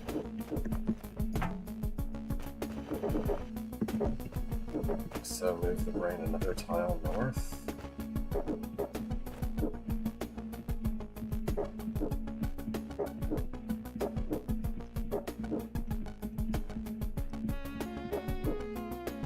That almost works, but doesn't work.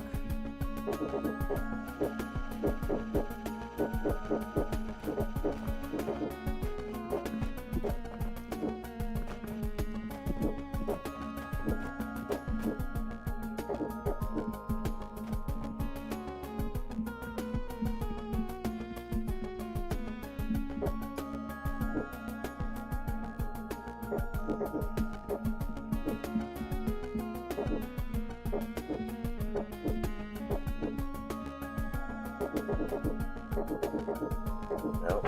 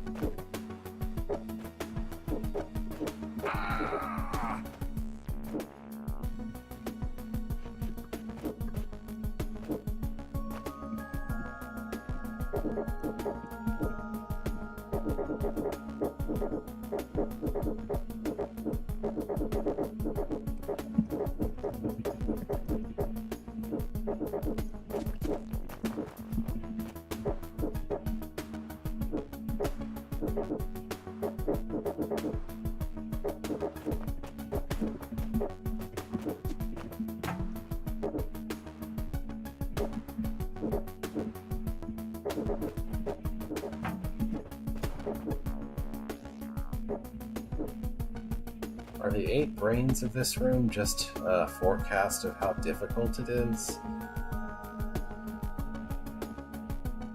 Oh. Looks like I maybe stumbled onto a solution. That's great. Okay.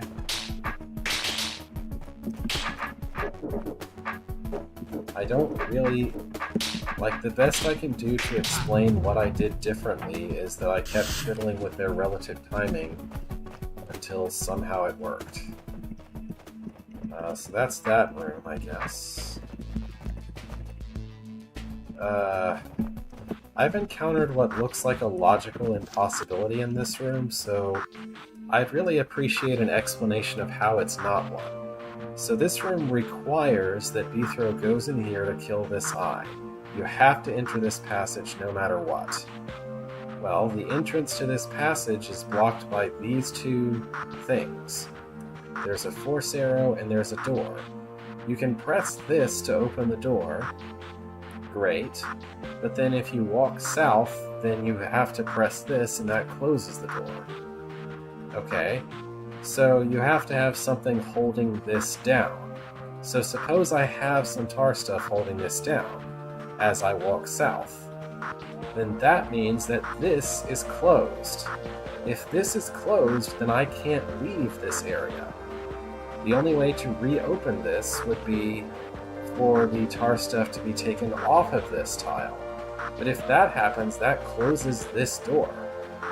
So if I'm in this passage, I can't leave, no matter what. Because either this is closed as I try to leave because there's still something on the button, or this is closed because I got the adder to take it off the button again.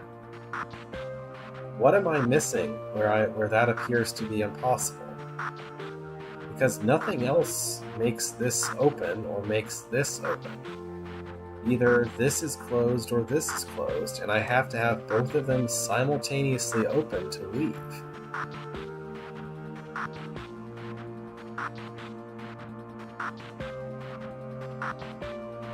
Like, by the time I'm in here, this has to be being held down because I have to go south, and nothing else can press this orb.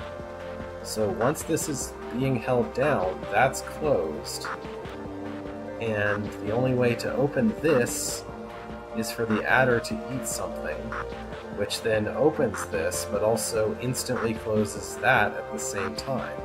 I mean, I can't even be standing on this tile until it opens. So it's not like I could do something clever where I move at the same time as the door opens? No, I didn't notice these tunnels. Okay, that certainly helps. I don't think I can solve the room still, but that at least solves one problem. So with the tunnels, and I'm not actually trying to solve it, I'm just making sure I have my head wrapped around it. Given the existence of the tunnels, I'm supposed to press this, walk through a tunnel, and then go here. And then, okay. So this serves the purpose that I thought it was supposed to serve at first, before I got completely confused. Which is that somehow the adder and the tar stuff is all supposed to stay up here, never touching this button the entire time that I'm in this area. Okay. I have a different problem with that, of course, but at least that makes it feel possible, maybe. What I really hate about this room is that there is nothing to help me manage the tar stuff whatsoever. Like, this is the exact kind of puzzle where I would feel it's appropriate to give the player, say, a gel tar swap token or a mud gel swap token, so that you can not have the tar grow completely out of hand while you're trying to shape it, or else something like a clone or a speed potion or an invisibility potion, so that when I'm trying to cut the tar into shape, it's not constantly growing again and again. Like, as far as my opinion goes, I think that the puzzle of this room is about making the right shape of tar stuff. Like, thinking about what the right shape is and then making it happen. When I'm trying to figure out the right shape of tar stuff, it's really annoying that I have to keep wandering around, managing the parts of the blobs that aren't even related to what I'm trying to do. Like, repeatedly coming back to where the mother is to try to keep it from growing.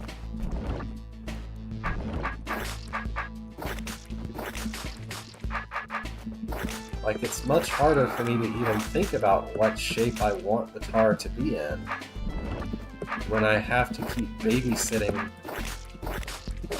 multiple locations of tar.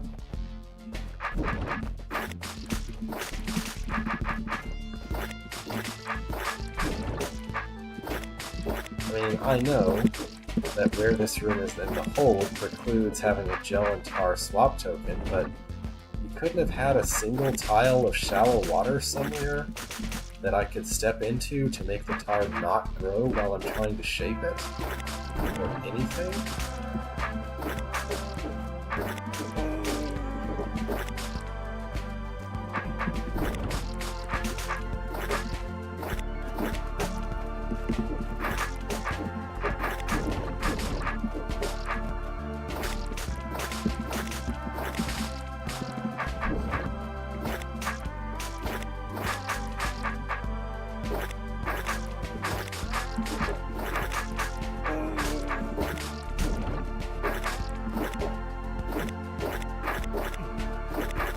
I guess, arguably, not being able to manage the tar better restricts what shapes are possible. But I think the task of keeping an adder in place with only tar stuff is already hard enough without any additional problems to solve.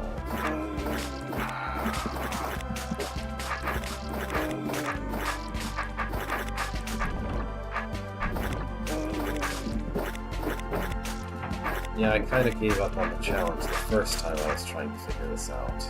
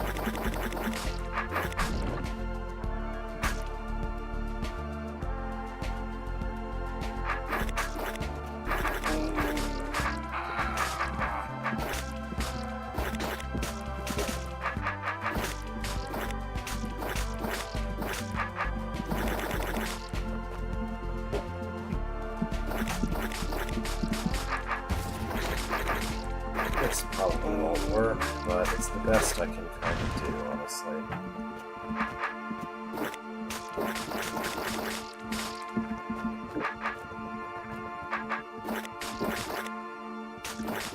I guess the tunnel also makes it really annoying to try and get the shape right. So not only do I have to have the adders area clear, but also a section to the east so that I can reach the tunnel.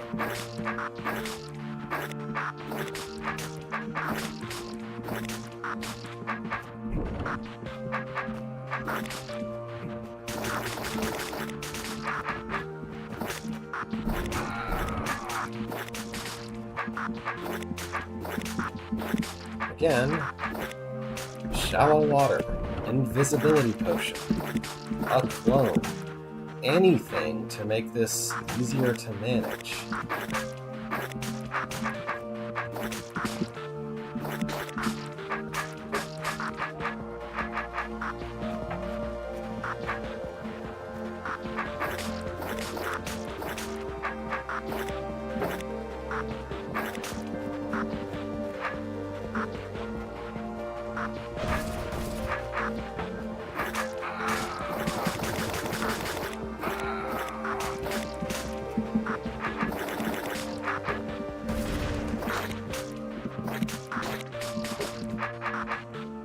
Guess I just have to hope that terrible configuration works, because I really cannot think of much of anything else. Oh yeah, this won't work either. Alright, I have no idea how that room's supposed to work. The necessity of being able to get me across to get to the tunnel? Like, I don't... How? Whatever. So I haven't looked at this room today, but I remember what the problem is. The problem is that you have to use every bomb, or you're being not efficient enough to survive. But the only path that uses every bomb is still not good enough. So that's the problem with this room.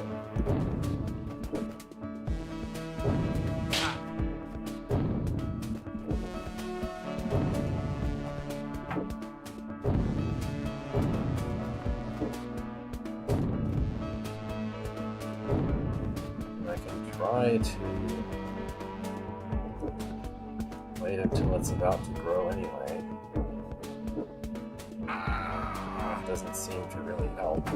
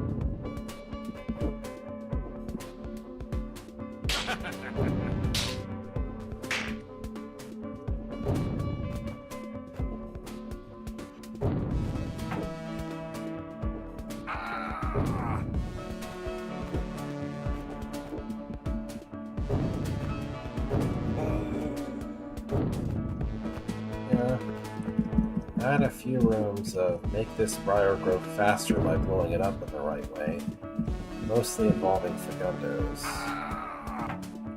So like, I get that waiting a little bit instead of exploding right away can help. apparently that still isn't enough.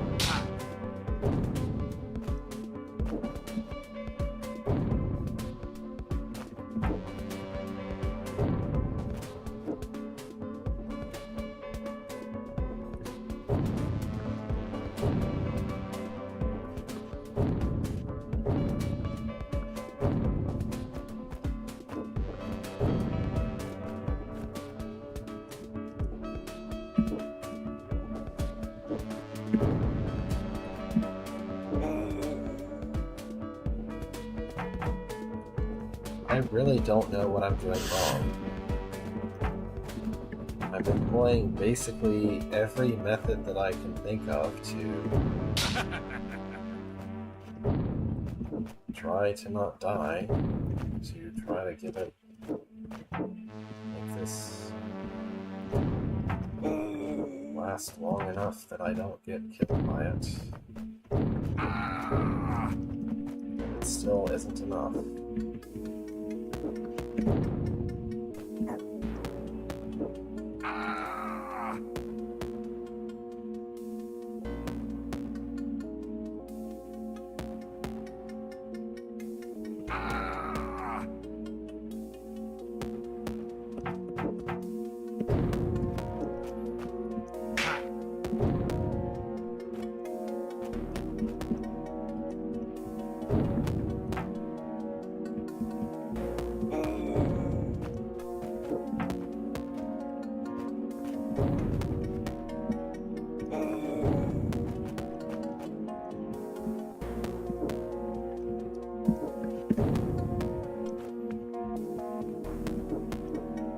Really?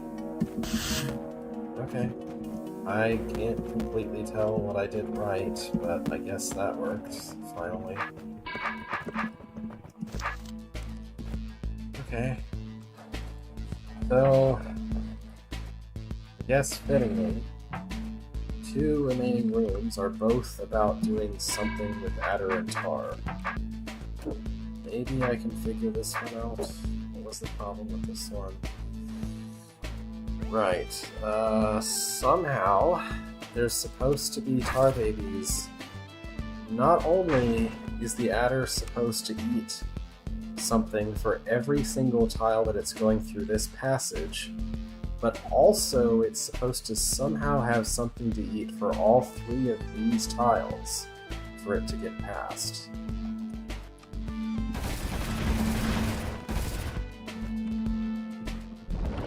I don't comprehend how that's supposed to be possible. Because I can't put anything on those tiles because the doors are closed.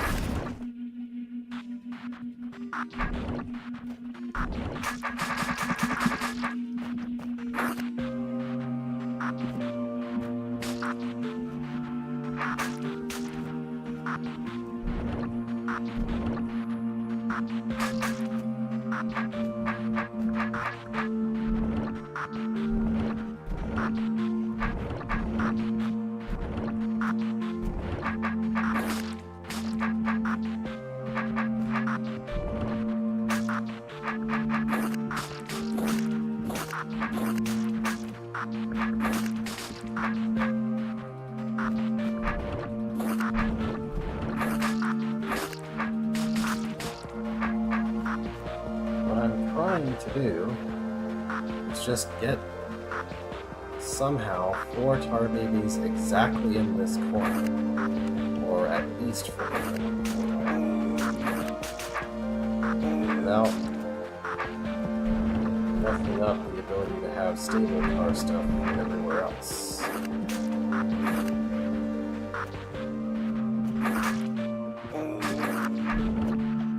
That's the only way I can think of to achieve the ridiculous thing that this room seems to want from me.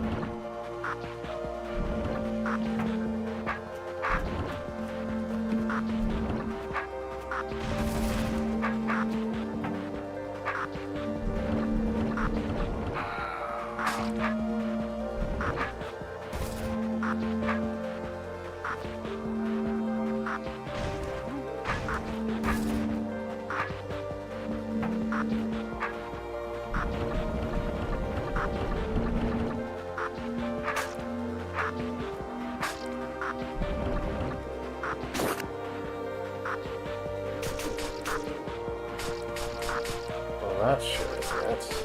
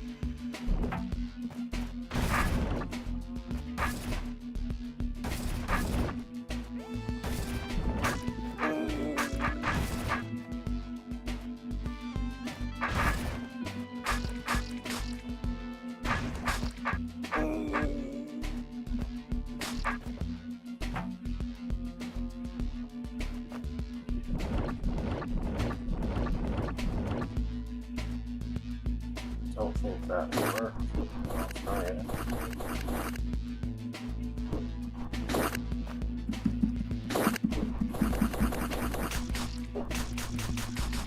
Nope, one singular tile that it's not eating something. You try again.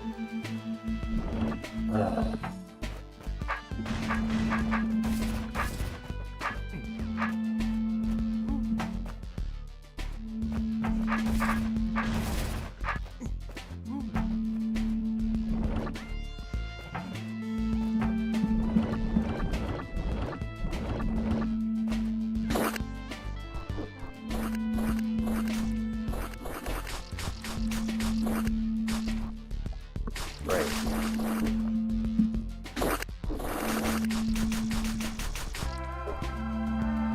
Okay. Now the problem is that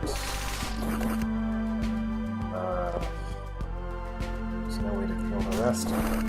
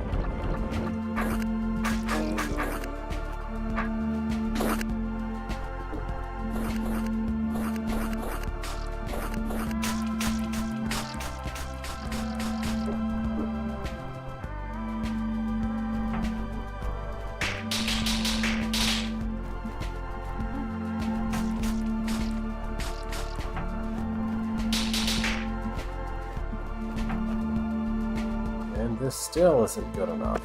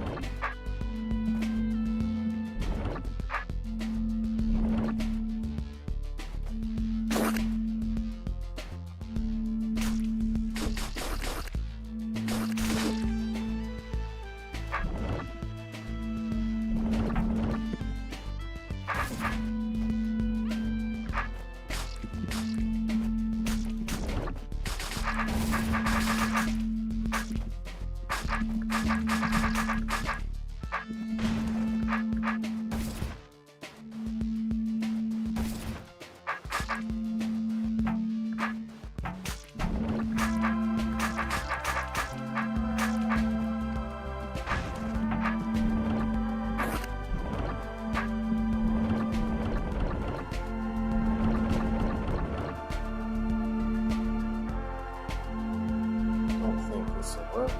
Let's try it.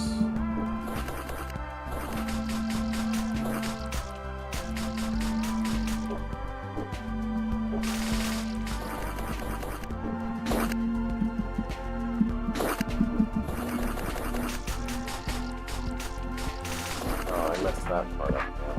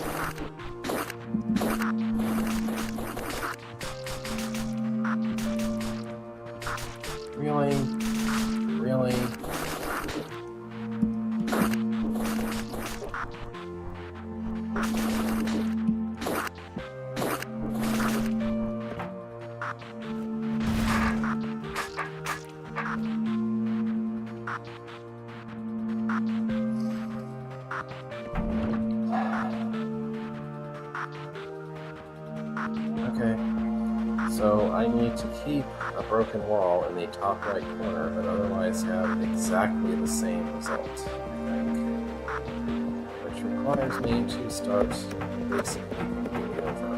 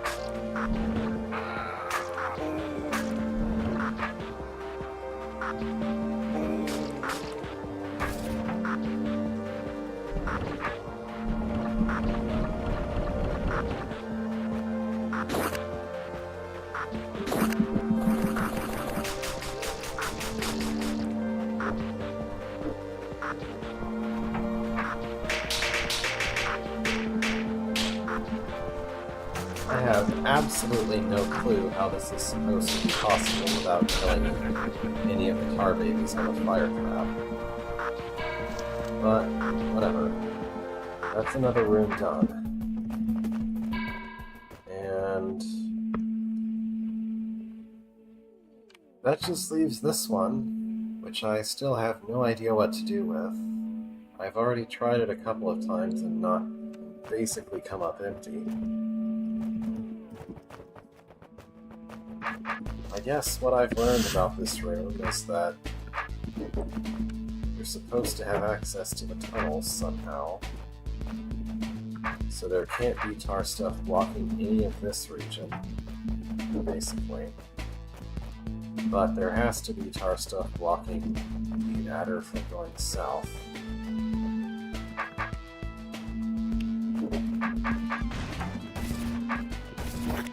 I would love to be done with this room. It'd be nice.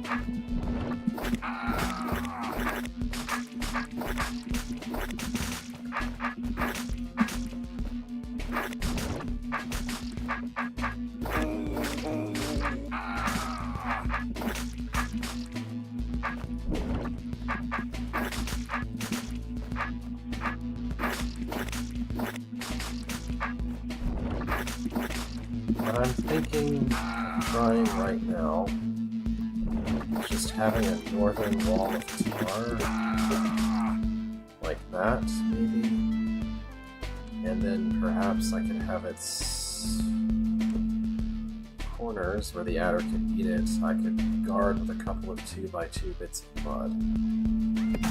I guess I should actually start with the mud in that case.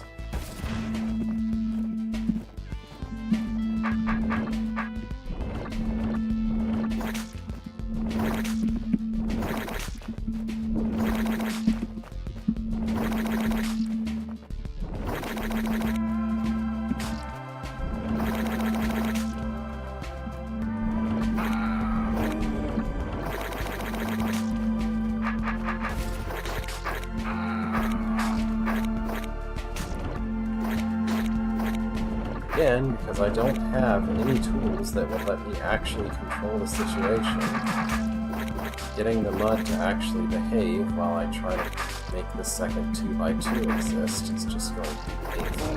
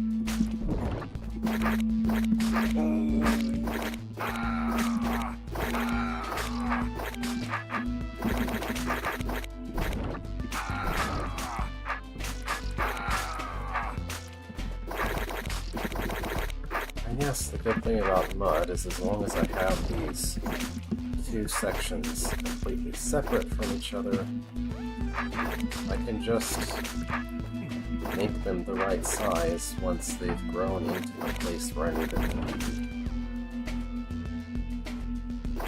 So that should work for what I have in mind. I need 2 tiles of clearance for the tar. And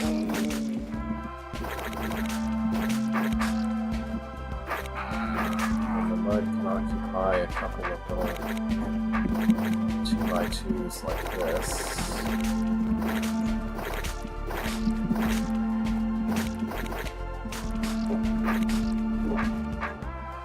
Okay, now let's build a great wall of tar.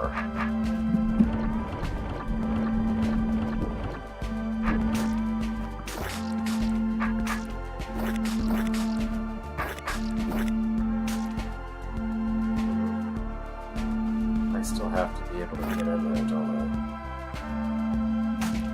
Guess I'll figure that out in a minute.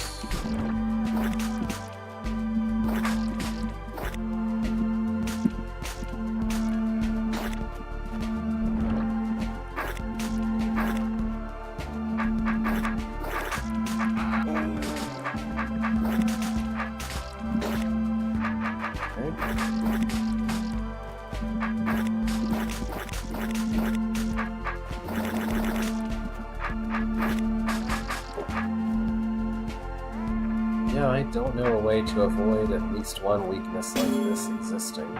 I just have to hope the adder doesn't go there.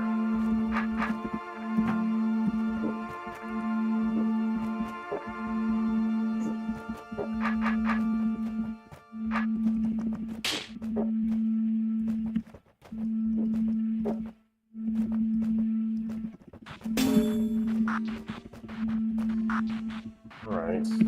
Oh. I guess the actual geometric requirements for what the tar and mud have to be to satisfy this are not nearly as bad as I thought they were going to be. Unless, of course, you try to do this without any tar. Fair enough. So, having collected all of the things, having completed all of the rooms, there is a thing that I can collect, and I will. And I already found the entrance to Roman numeral 5. I want to peek around briefly and just see what's beyond both stairs, but I'm essentially done solving puzzles for today. I'm just really curious what lies beyond. Searing depths. Larry Merck is involved. I expect some very difficult rooms. Scientists of the 8th have long known that certain reactions become more aggressive in the presence of heat, and many theories have been proposed to explain this phenomenon. One rather far-fetched theory is that all substances are made up of invisibly small building blocks, and what we perceive as heat is nothing more than how fast they're moving around and bumping into each other. To illustrate this theory, consider two humans as building blocks of their respective social circles, for example, a smite master and a healer. Under normal circumstances, they have no connection with each other and would go about their lives, each interacting with their own small group of people. But when things are stirred up and people find themselves moving outside their regular circles, even two such different characters as these could end up coming into contact, starting a reaction that may lead to entirely unexpected new events. Alright, Half is here. So, Searing Depths. Looks like we'll be... Oh, hi. Ethro, you got my message, thank goodness. Looks like I did. Well, what have you got to show me? You'll have to get into lower stoneworks. This is the entrance, right? And we just open the doors? These are the outer defenses. What I need to show you is right on the inside. Yeah? Just how much further do we have to go? It's not far. These defenses won't stand up to a true smite master like you.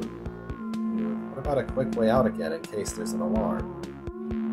Well, we can always try to reopen the security doors. I can help. That's the spirit. I don't think we've met. My nephew, Half. He's here too. Half, this is Sadako. She runs a kind of sanctuary. What's a sanctuary? It's a nice place where they have a place to rest. And leaf juice. Sounds boring. Don't be cheeky, Half. Nice to meet you, Sadako. And you. Now let's get going.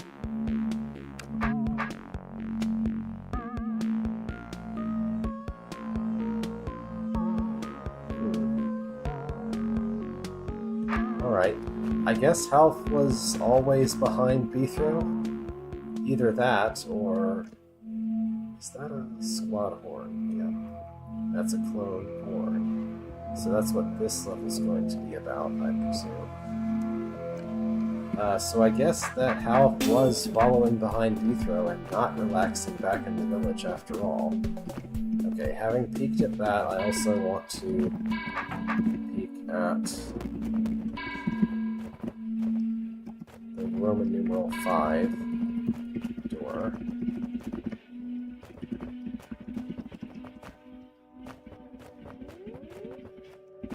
Oh. Well...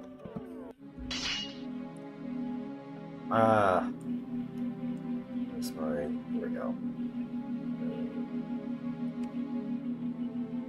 Is this before or after... Oh wait, actually, can't I just, yeah.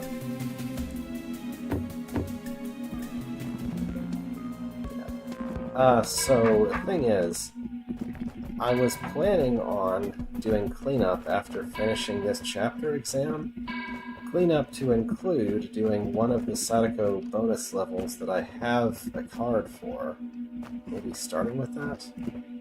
I guess if both,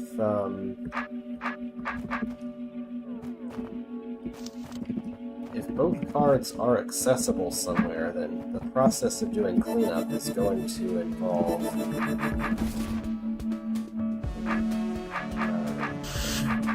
the process of doing cleanup is going to inevitably involve finding whatever the other one that I'm missing is. There we go. But before I worry about that, I think I'm going to plan to start cleanup next time with this. Let me just look at it.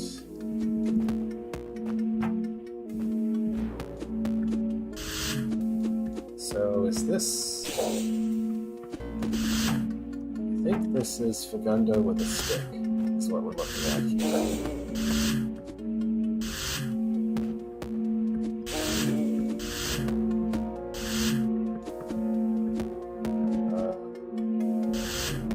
Oh wait, why would I actually want to go in there? I don't. But I do want Fagundo to move. I said I wouldn't do any more puzzles. Let's go back. Alright, so that might be Fagundo with a stick level. Anyway. So, Next week, I have a social event on Saturday afternoon, so I'm currently planning to just reschedule the stream to Friday for next week at the same general time period. I've been at this for almost an hour longer than usual, which I'm sure more than makes up for starting 5 minutes late. But I really wanted to finish this exam. You know, it looks an awful lot like there should be a secret room there. That's for doing after I do number 5. Anyway, yeah, so, for now, thank you for watching, and have a great evening.